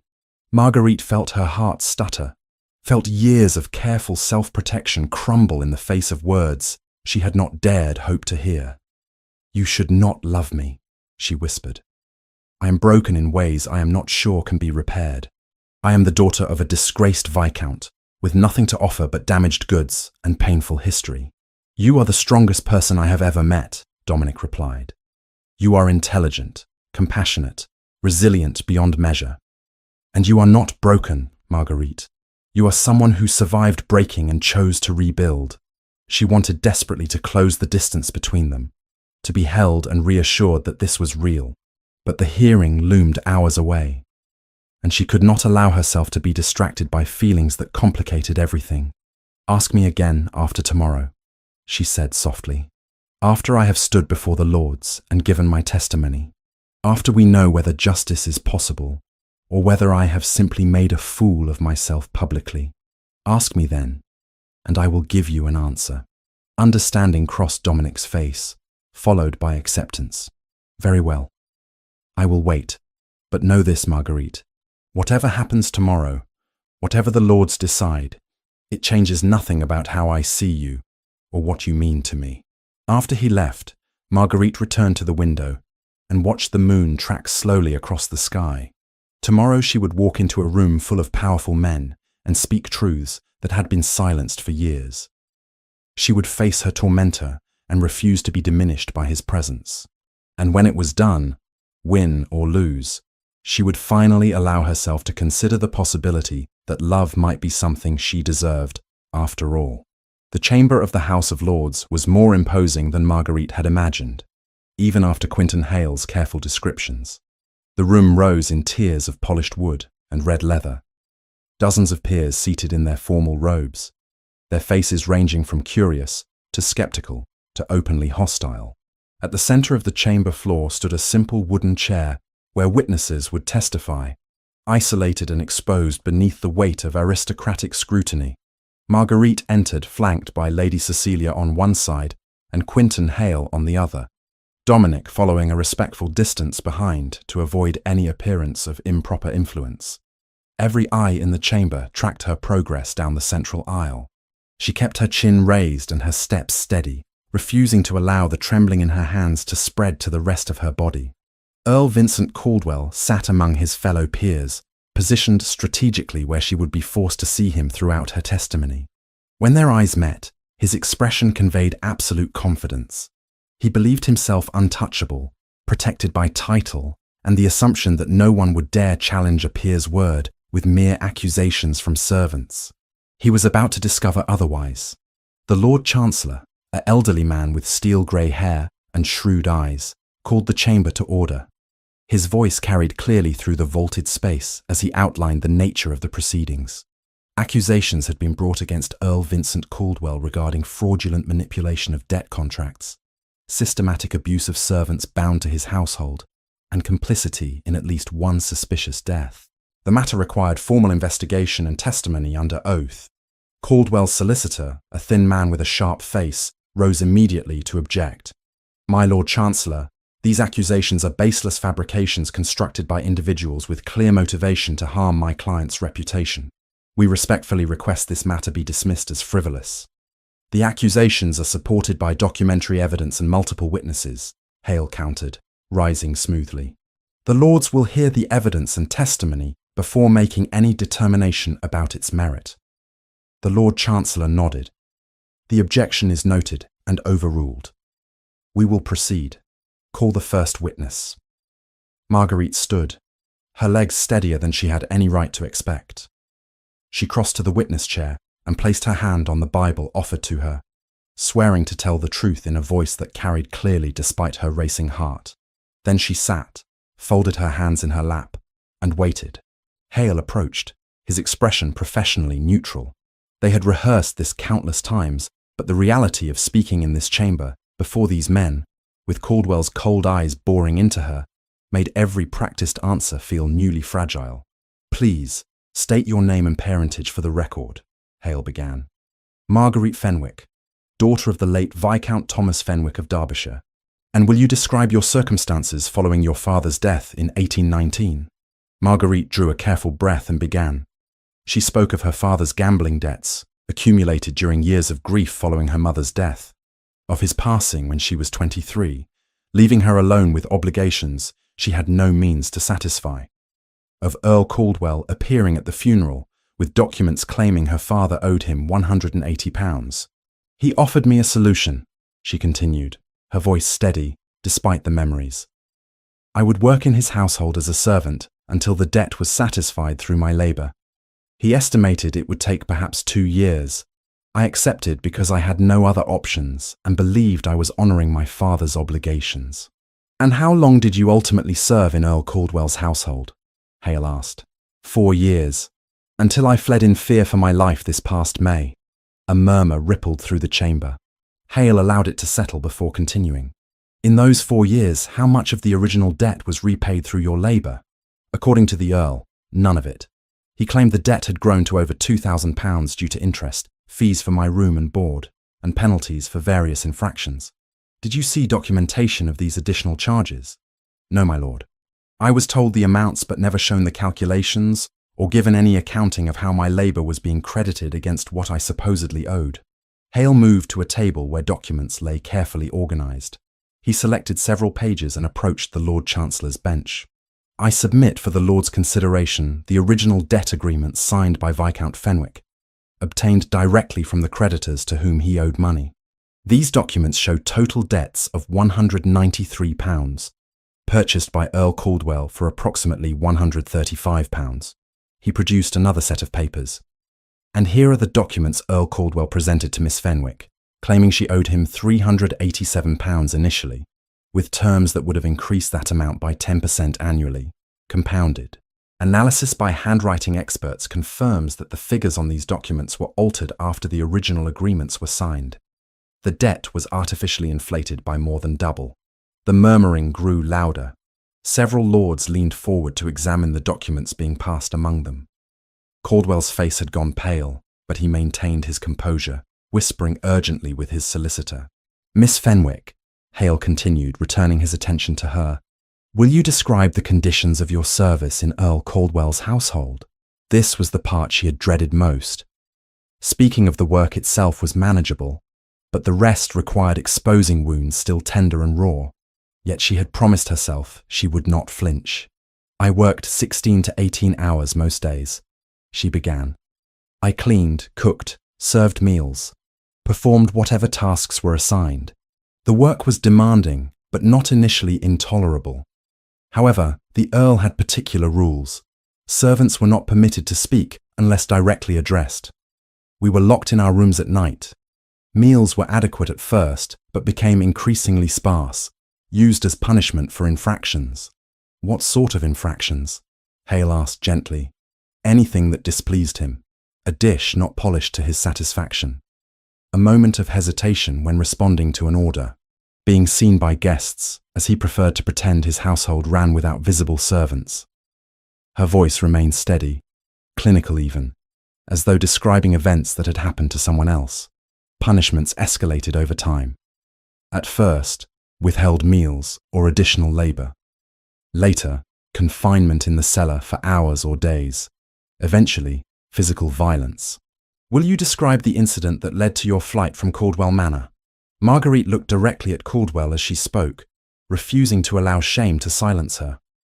The Earl hosted a dinner party in early May, He accused me of stealing a silver brooch from one of his guests, claimed to have found it in my pocket. The accusation was false. I believe he placed it there deliberately to humiliate me before his guests. After they departed, he summoned me to his study and beat me severely.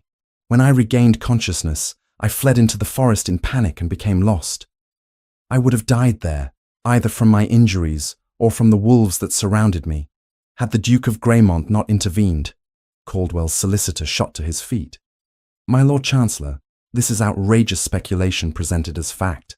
My client maintains that Miss Fenwick did steal the brooch, that her punishment was moderate and appropriate to the offence, and that she fled to avoid the legal consequences of theft. The brooch in question was returned to its owner that very evening, Hale replied calmly.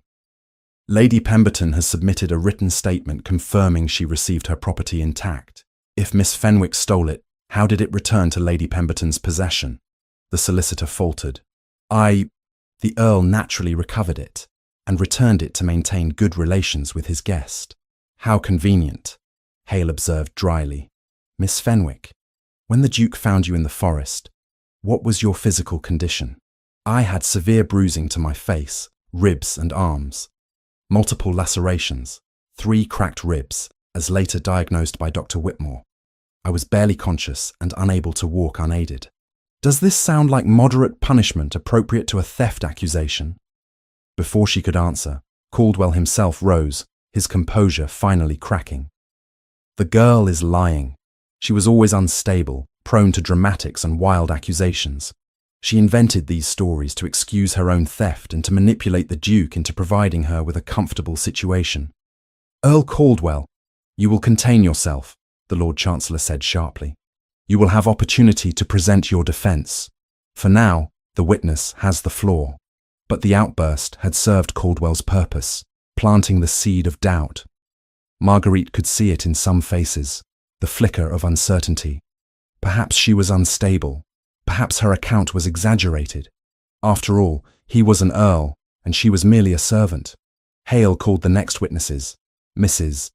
Beatrice Hollings took the chair and corroborated Marguerite's description of conditions at Caldwell Manor, adding details from her own 6 years of service. Thomas Garrett followed, his voice shaking but clear as he described witnessing Mary's death and the Earl standing at the top of the stairs, breathing hard, while the girl's body lay broken below. He told me it was an accident, Garrett said, that she had stumbled, but I saw his hands raised, saw him step back from where she had been standing, and I saw his face. That was not the face of a man shocked by accident. That was the face of a man who had done what he intended. Caldwell's solicitor attacked each witness in turn, suggesting they were paid to lie, that they harboured grudges from being dismissed for poor performance, that their memories were unreliable after so many years. But the consistency of their accounts, the documentation supporting the financial fraud, and the physical evidence of Marguerite's injuries at the time of her rescue created a picture that was difficult to dismiss entirely. The testimony continued for hours. Additional witnesses described similar patterns of abuse. A young man who had worked as undergardener showed scars from beatings received for trimming hedges incorrectly. A woman whose sister had died of fever after Caldwell refused to summon a physician, claiming the illness was feigned laziness. By the time the final witness finished, the chamber had grown heavy with accumulated testimony. The weight of so many voices speaking similar truths, of documentary evidence proving systematic fraud, could not be easily ignored. The Lord Chancellor called for a brief recess before allowing Caldwell's defence to present. Marguerite left the chamber on trembling legs, her energy depleted from hours of maintaining composure under hostile questioning. Dominic appeared at her side immediately, not touching but present, solid, real. You were extraordinary, he said quietly, every word clear and credible. You did not falter once. He called me a liar to my face, Marguerite replied, her voice hollow, in front of everyone. And some of them believed him. I could see it. Some believed him, Dominic agreed. But more believed you. The evidence is overwhelming, Marguerite. Hale is confident. When they reconvened, Caldwell's solicitor presented a defence that relied heavily on character assassination. He painted Marguerite as mentally unstable, her time in service having damaged her ability to perceive reality accurately. He suggested she had developed an inappropriate attachment to the Duke and fabricated abuse to justify her current circumstances. He claimed the other witnesses were disgruntled former employees seeking revenge for justified dismissals. But the defense had no answer for the documentary evidence of fraud, no explanation for why debt figures had been altered, no credible reason why multiple unconnected witnesses would describe identical patterns of abuse spanning different time periods. When Caldwell himself finally testified, he maintained his innocence with aristocratic disdain. Yes, he had purchased Viscount Fenwick's debts. Yes, the daughter had agreed to work them off. But the debts were legitimate, the terms fair, the treatment appropriate to a servant's station. If Miss Fenwick had found the work difficult, that spoke to her weakness, not to his cruelty. "And the girl who died on your stairs?" one lord asked directly. "Mary Williams, what is your account of that incident?" "A tragic accident," Caldwell replied smoothly. "The girl was hurrying down the stairs and lost her footing. I heard the fall from my study and emerged to find her at the bottom, already deceased. The magistrate investigated thoroughly and found no evidence of foul play." "The magistrate was your hunting companion," another lord observed. "Some might see a conflict of interest there. The magistrate was a professional who executed his duty appropriately," Caldwell replied coldly. "If members of this chamber wish to question his competence based solely on our social acquaintance, that reflects more on their prejudices than on the facts of the case." The testimonies concluded as afternoon light began fading through the tall windows. The Lord Chancellor announced that the Lords would retire to deliberate on the evidence presented and would render their decision within the week. Until that time, Earl Caldwell would remain free but under observation, forbidden from contacting any of the witnesses or interfering with the ongoing investigation. Marguerite left the chamber exhausted, but not defeated. She had done what she came to do. She had spoken her truth clearly and publicly. She had stood with others who suffered and refused to be silenced. Whatever the Lords decided, that much could not be taken from her. 5 days later, the summons came. The Lords had reached their decision. The chamber was even more crowded for the verdict than it had been for the testimony. Word had spread through London society about the scandalous accusations against an earl, and curiosity drew spectators who had not attended the original proceedings. The Lord Chancellor rose, and silence fell immediately. After careful consideration of the testimony presented, examination of documentary evidence, and consultation among the Lords, we have reached the following conclusions. He paused, letting the tension build. The evidence of financial fraud is overwhelming and undeniable. The debt documents presented by Earl Caldwell to Miss Fenwick were demonstrably altered to inflate the amounts owed. This constitutes criminal fraud. A collective intake of breath rippled through the chamber. Caldwell's face had gone white. Additionally, the Lord Chancellor continued, the consistency of testimony from multiple unconnected witnesses, combined with physical evidence of injuries sustained by Miss Fenwick, supports a finding that Earl Caldwell engaged in systematic abuse of those bound to his service. While we cannot definitively rule on the death of Mary Williams without further investigation, we recommend that matter be reopened by appropriate authorities. He looked directly at Caldwell. It is the determination of this chamber that all debts allegedly owed by Marguerite Fenwick to Earl Vincent Caldwell are hereby nullified as fraudulent. Furthermore, Earl Caldwell is stripped of his title and all privileges attendant thereto, pending criminal proceedings on charges of fraud and assault. His properties are to be held in trust, with proceeds directed to compensate his victims for wages unlawfully withheld, and for the injuries they unlawfully suffered. Such decisive action against a peer of the realm was rare, the Lord Chancellor observed. But the magnitude and coherence of the evidence left the chamber with no honest alternative. The chamber erupted. Caldwell surged to his feet, shouting protests that were drowned in the chaos. Guards moved to either side of him, restraining him physically when he attempted to approach the Lord Chancellor's bench. Marguerite sat frozen, hardly able to process what she had just heard. Stripped of his title, properties seized, victims to be compensated. It was more than she had dared hope for. more than she had believed possible when she first agreed to testify. Dominic's hand found hers, squeezing gently. When she turned to look at him, his eyes held pride and relief and something else. Something that looked very much like love. "You did this," he said quietly, for her ears alone. "You stood against him, and you won." "We won," she corrected, her voice shaking. "I could never have done this alone." They left the chamber together, past guards restraining Caldwell, past shocked and whispering peers, past the crowds gathered outside who had heard the verdict and now watched the disgraced Earl being led away. Marguerite walked with her head high, flanked by people who had believed her when belief seemed impossible, who had fought beside her when fighting seemed futile. Justice, she discovered, did not erase pain or undo years of suffering, but it did restore something essential. It said that her pain had mattered, that her voice deserved to be heard, that no title or position placed someone above consequence for their cruelty. It said she had worth, and that, perhaps, was victory enough. 3 weeks after the verdict, Marguerite stood in the completed library of Greymont Manor, running her fingers along perfectly ordered spines that represented months of careful work. The project she had begun as a refuge from trauma had become something more, a testament to her ability to create order from chaos, to rebuild what had been broken into something beautiful and functional. The compensation from Caldwell's seized properties had arrived the previous week, a sum sufficient to provide her with genuine independence for the first time in her adult life. She could leave Greymont, establish herself in a cottage somewhere quiet, live modestly but freely without dependence on anyone's charity or protection. The thought terrified her more than facing Caldwell in the House of Lords had. It was not that she doubted her ability to survive alone. She had done that, in one form or another, for years. What unsettled her was the realization that, for the first time, staying did not mean submission. Remaining at Greymont would be a decision, not a sentence.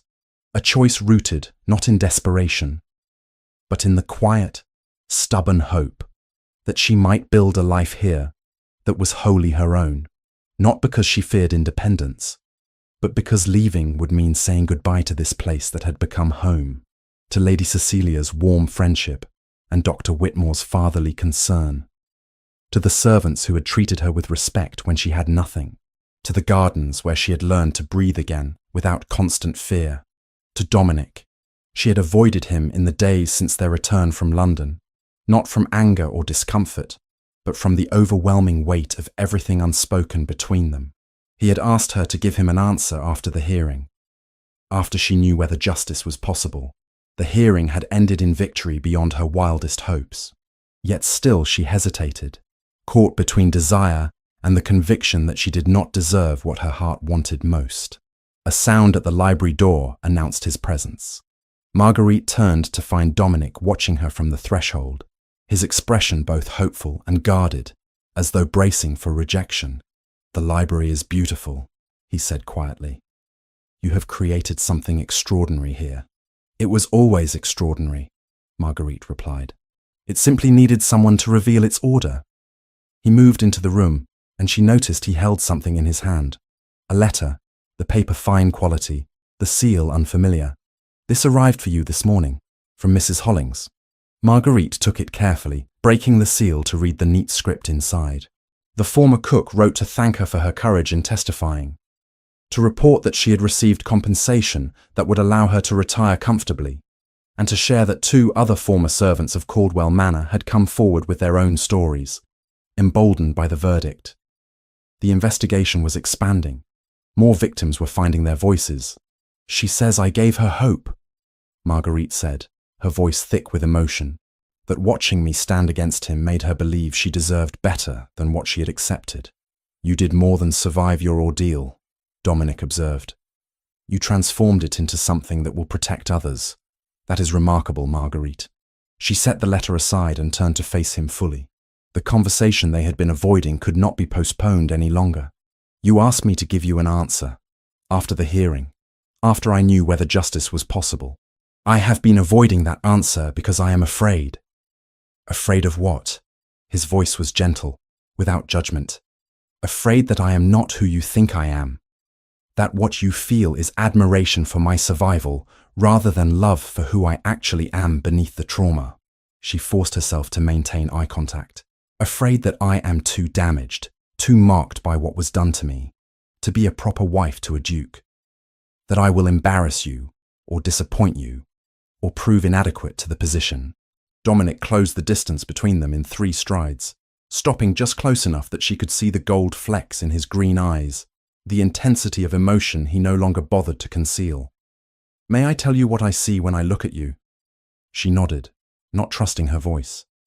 I see a woman who endured 4 years of systematic cruelty and emerged with her compassion intact, who catalogued 3,000 books with meticulous care because she believes order and beauty matter, even when the world seems chaotic and cruel, who stood before the most powerful men in England and spoke truth that could have destroyed her, but chose courage over safety. His hands came up to frame her face with infinite gentleness. I see someone who makes me want to be better, who challenges me to use my position for justice rather than mere comfort. I see the woman I love, Marguerite, not because of what you survived, but because of who you chose to become, despite it. Tears spilled down her cheeks, but they were not tears of sorrow. I love you, she whispered. I have loved you since the night you knelt beside me in that corridor and helped me breathe when panic was drowning me, since you offered me work instead of charity, since you stood beside me in that chamber and made it clear you believed every word I spoke. Then marry me, Dominic said simply. Not because you owe me anything, not because I rescued you or employed you or fought your battles.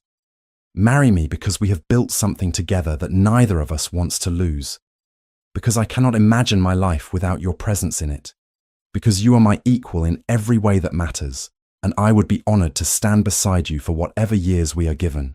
For a heartbeat, old habits rose up, whispering of bargains and obligations, of debts dressed up as kindness.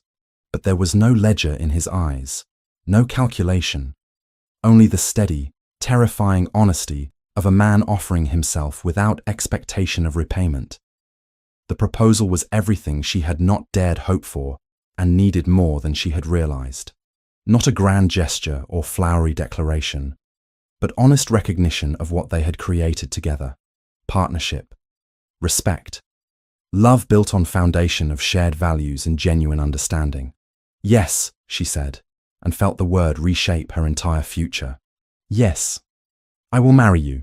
He kissed her then, and the world narrowed to the warmth of his mouth on hers, the solid strength of his arms around her, the rightness of being held by someone who saw all her scars, and loved her not despite them, but inclusive of them.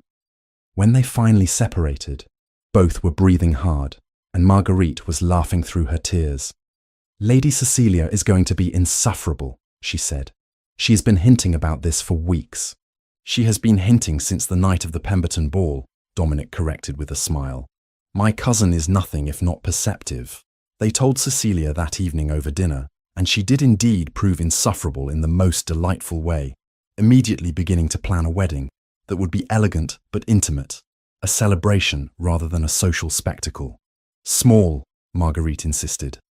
I do not need all of London society watching me exchange vows. Small, Cecilia agreed readily. Close friends, a few family members, the people who matter. We shall host it here at Greymont in the chapel. Late summer, I think, when the gardens are at their peak. The wedding took place on a golden afternoon in August, 6 months after Marguerite had fled through a dark forest expecting to die.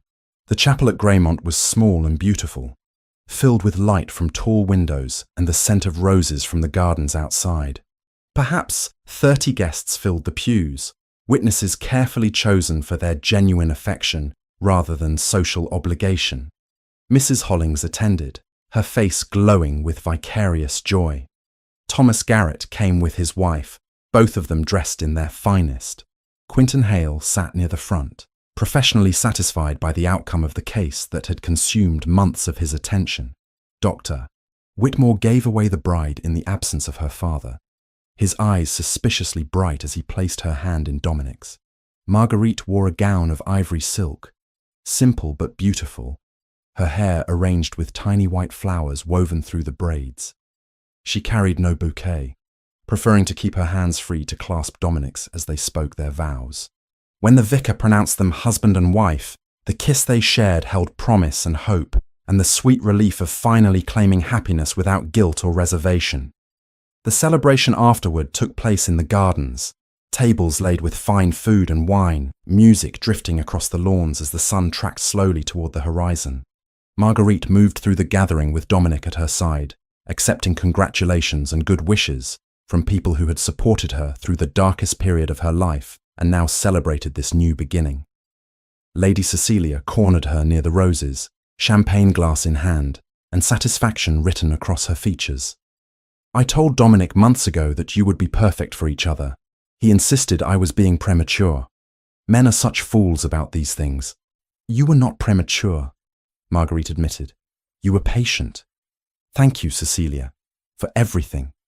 For protecting my reputation when I had no right to expect it. For standing beside me during the hearing. For being the family I had lost." Cecilia's eyes welled with tears, but she blinked them back fiercely. "You are family now in truth, not merely sentiment. And I expect you to give me several nieces and nephews to spoil outrageously." The sun set in brilliant colours across the western sky, painting the gathered guests in shades of gold and rose. As twilight deepened, servants lit lanterns throughout the gardens, creating an enchanted atmosphere that felt removed from the ordinary world. Marguerite stood at the edge of the terrace, watching light play across familiar lawns, and felt the strangeness of joy after so much sorrow. Dominic appeared beside her, 2 glasses of champagne in hand. He offered her one and raised his own in a private toast. "To new beginnings," he said quietly, "and to the extraordinary woman who made them possible." "To second chances," Marguerite replied, touching her glass to his. "And to the man who believed I deserved one." They drank, and the champagne was sweet on her tongue, tasting of celebration and future, and all the possibilities that had seemed impossible only months before. 6 months later, on a cold February afternoon, Marguerite stood in what had once been a neglected parlour in Greymont Manor's East Wing and surveyed the transformation. The room was bright and welcoming, furnished with comfortable chairs and tables suitable for study. Shelves lined the walls, filled with books carefully selected for young readers. A fireplace crackled merrily, warming the space against winter's chill. This was her project, conceived in the aftermath of the trial and brought to fruition through months of careful planning. The Greymont Education Initiative, she had named it, a charity dedicated to providing education for young women from impoverished backgrounds. Girls who might otherwise spend their lives in service without prospects for advancement could come here 3 days each week to learn reading, writing, mathematics, and practical skills that would open doors previously closed to them. The first students would arrive next week, 12 girls ranging in age from 10 to 16, selected from tenant families and nearby villages. Marguerite had interviewed each one personally, seeing in their eager faces echoes of her own younger self before tragedy had narrowed her world. "It is ready," Lady Cecilia announced, entering with a ledger tucked under her arm. She had taken on administrative duties for the project with characteristic efficiency. "We have 3 qualified instructors hired, all the materials ordered, and a waiting list of families hoping to send their daughters in future terms. I want to ensure we can support them properly," Marguerite said, running her hand along a bookshelf. "Education without opportunity to apply it is merely frustration. We need to establish connections with households seeking educated staff, perhaps with businesses that might employ women as clerks or bookkeepers." "Already begun," Cecilia replied with satisfaction. "Dominic has been corresponding with several progressive business owners in London, and I have spoken with friends about creating positions in their households specifically for graduates of your program." Marguerite felt gratitude swell in her chest. This project mattered to her in ways she struggled to articulate. It transformed her own suffering into something productive, created pathways for others that had not existed for her when she needed them most. Every girl who learned to read here, who gained skills that would allow her independence and choice, represented a small victory against the forces that had once sought to erase Marguerite's own humanity. Dominic found her there as afternoon faded toward evening, standing among the books and empty chairs, imagining the space filled with young minds hungry for knowledge. "Nervous?" he asked, slipping an arm around her waist. "Terrified," she admitted. What if I fail them? What if this is not enough? Or I am not enough? Or—" "You will be exactly enough," he interrupted gently. "You will be exactly what they need, because you understand what it means to fight for a better future, because you know the value of knowledge and independence in ways many born to privilege never grasp." She leaned into his embrace, drawing strength from his certainty when her own wavered. In 6 months of marriage, she had learned that love did not erase doubt or fear, but it provided anchor when storms threatened. Partnership meant facing challenges together rather than alone, sharing burdens that had once seemed insurmountable. "I received a letter today," she said quietly, "from the magistrate overseeing the reopened investigation into Mary Williams' death. They have found additional evidence supporting Thomas Garrett's account. Caldwell will face criminal charges for her murder." Dominic's arm tightened around her. "Good. Justice delayed is still justice." "I keep thinking about her," Marguerite confessed. "About how young she was, how frightened she must have been. About the fact that she died alone and afraid, while people who should have protected her looked away." "She did not die in vain," Dominic replied. "Because of your courage in speaking up, because of the investigation that followed, her death will finally be acknowledged as the crime it was. And because of this," he gestured at the classroom around them, "other young women will have opportunities and protections she never had. That matters, Marguerite. That is how we honor those we could not save, by ensuring their suffering leads to change." She nodded, blinking back tears. Grief for Mary and for all the invisible victims of cruelty would never entirely fade. But alongside that grief lived purpose and determination to create a world where such tragedies happened less frequently, where young women had choices beyond endurance or death. The following week, 12 girls filed nervously into the classroom, their eyes wide as they took in the books and comfortable chairs and warm fire. Marguerite stood at the front, remembering her own first day at Greymont, the terror and disbelief that kindness might exist without hidden cost. "Welcome," she said, her voice steady and warm. "You are here because you have minds worth cultivating and futures worth investing in. What you learn in this room will be yours forever, knowledge that no one can take from you regardless of circumstance. You will work hard, and some days will be frustrating. But I promise you this, you will leave here more capable than when you arrived. You will leave here with choices." The youngest girl, perhaps 10 years old with dark braids and anxious eyes, raised a tentative hand. "Miss, Your Grace, what if we are not clever enough? What if we cannot learn like proper ladies?" Marguerite crossed to kneel beside the girl's chair, meeting her eyes with gentle directness. "Cleverness is not born, it is cultivated. And there is no such thing as learning like proper ladies versus any other way. There is only learning, and you are as capable of it as anyone born to wealth or title. Do you understand?" The girl nodded slowly, something like hope brightening her expression. Over the months that followed, Marguerite watched her students blossom. The shy ones found confidence as literacy opened worlds previously inaccessible. The bold ones channeled energy into academic competition and mastery of increasingly complex material. Several showed aptitude for mathematics that would have gone forever undiscovered without this opportunity.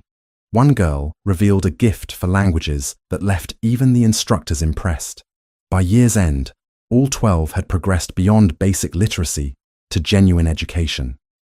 3 secured positions in respectable households as governesses rather than mere servants. 2 found employment as clerks in London businesses willing to hire educated women. The remainder chose to continue their studies, hungry for more knowledge. The program expanded. A second classroom opened, then a third. Donors appeared, wealthy individuals moved by the project's mission and impressed by its results. Other estates began inquiring about establishing similar initiatives. What had started as one woman's attempt to transform personal trauma into something meaningful was becoming a movement. On the first anniversary of her wedding, Marguerite stood in the chapel at Greymont beside Dominic, holding a candle during evening service. The space was filled with students, instructors, servants, tenant families, and friends who had become family. Dr. Whitmore read from the Gospel, his voice carrying clearly through the reverent silence. When the service concluded and people filed out into the warm summer evening, Marguerite remained a moment longer, looking at the altar where she had married the man who had saved her life and then taught her to reclaim it as her own. "Regrets?" Dominic asked, appearing beside her. "None," she replied honestly. "A year ago I stood here terrified that I did not deserve happiness, that I was too broken to build anything lasting. Now I know that being broken and being whole are not opposites, but phases of the same continuous process. We are always both, always becoming." They walked out together into gardens golden with late afternoon sun, past roses blooming in brilliant profusion, past students laughing as they helped set up tables for the anniversary celebration. Somewhere in the distance, music began. A violin playing a melody Marguerite did not recognize, but found achingly beautiful. She had survived. More than survived. She had transformed survival into purpose, pain into protection for others, trauma into triumph that extended beyond herself. The girl who had stood on a rooftop contemplating death would barely recognize the woman she had become. And that was precisely as it should be. Justice had restored her humanity. Love had restored her hope. But purpose, the daily choice to create something meaningful from suffering, had restored her sense of self. And that, she thought, watching her students dance in the fading light, was the greatest victory of all. The scars would never entirely fade. Some nights she still woke gasping from dreams of cellars and raised fists. Some moments of unexpected stress still triggered panic that required conscious breathing to overcome. Healing was not linear, not complete, not a destination finally reached, but a direction continuously chosen. But she was choosing it, every day, every hour, every moment, choosing to believe she deserved joy, choosing to extend to others the compassion and opportunity she had been given, choosing love over fear, hope over despair, future over past. And that choice, renewed each morning when she opened her eyes in the comfortable bed beside the man she loved, in the home that had become sanctuary, with purpose waiting to be fulfilled, made all the difference.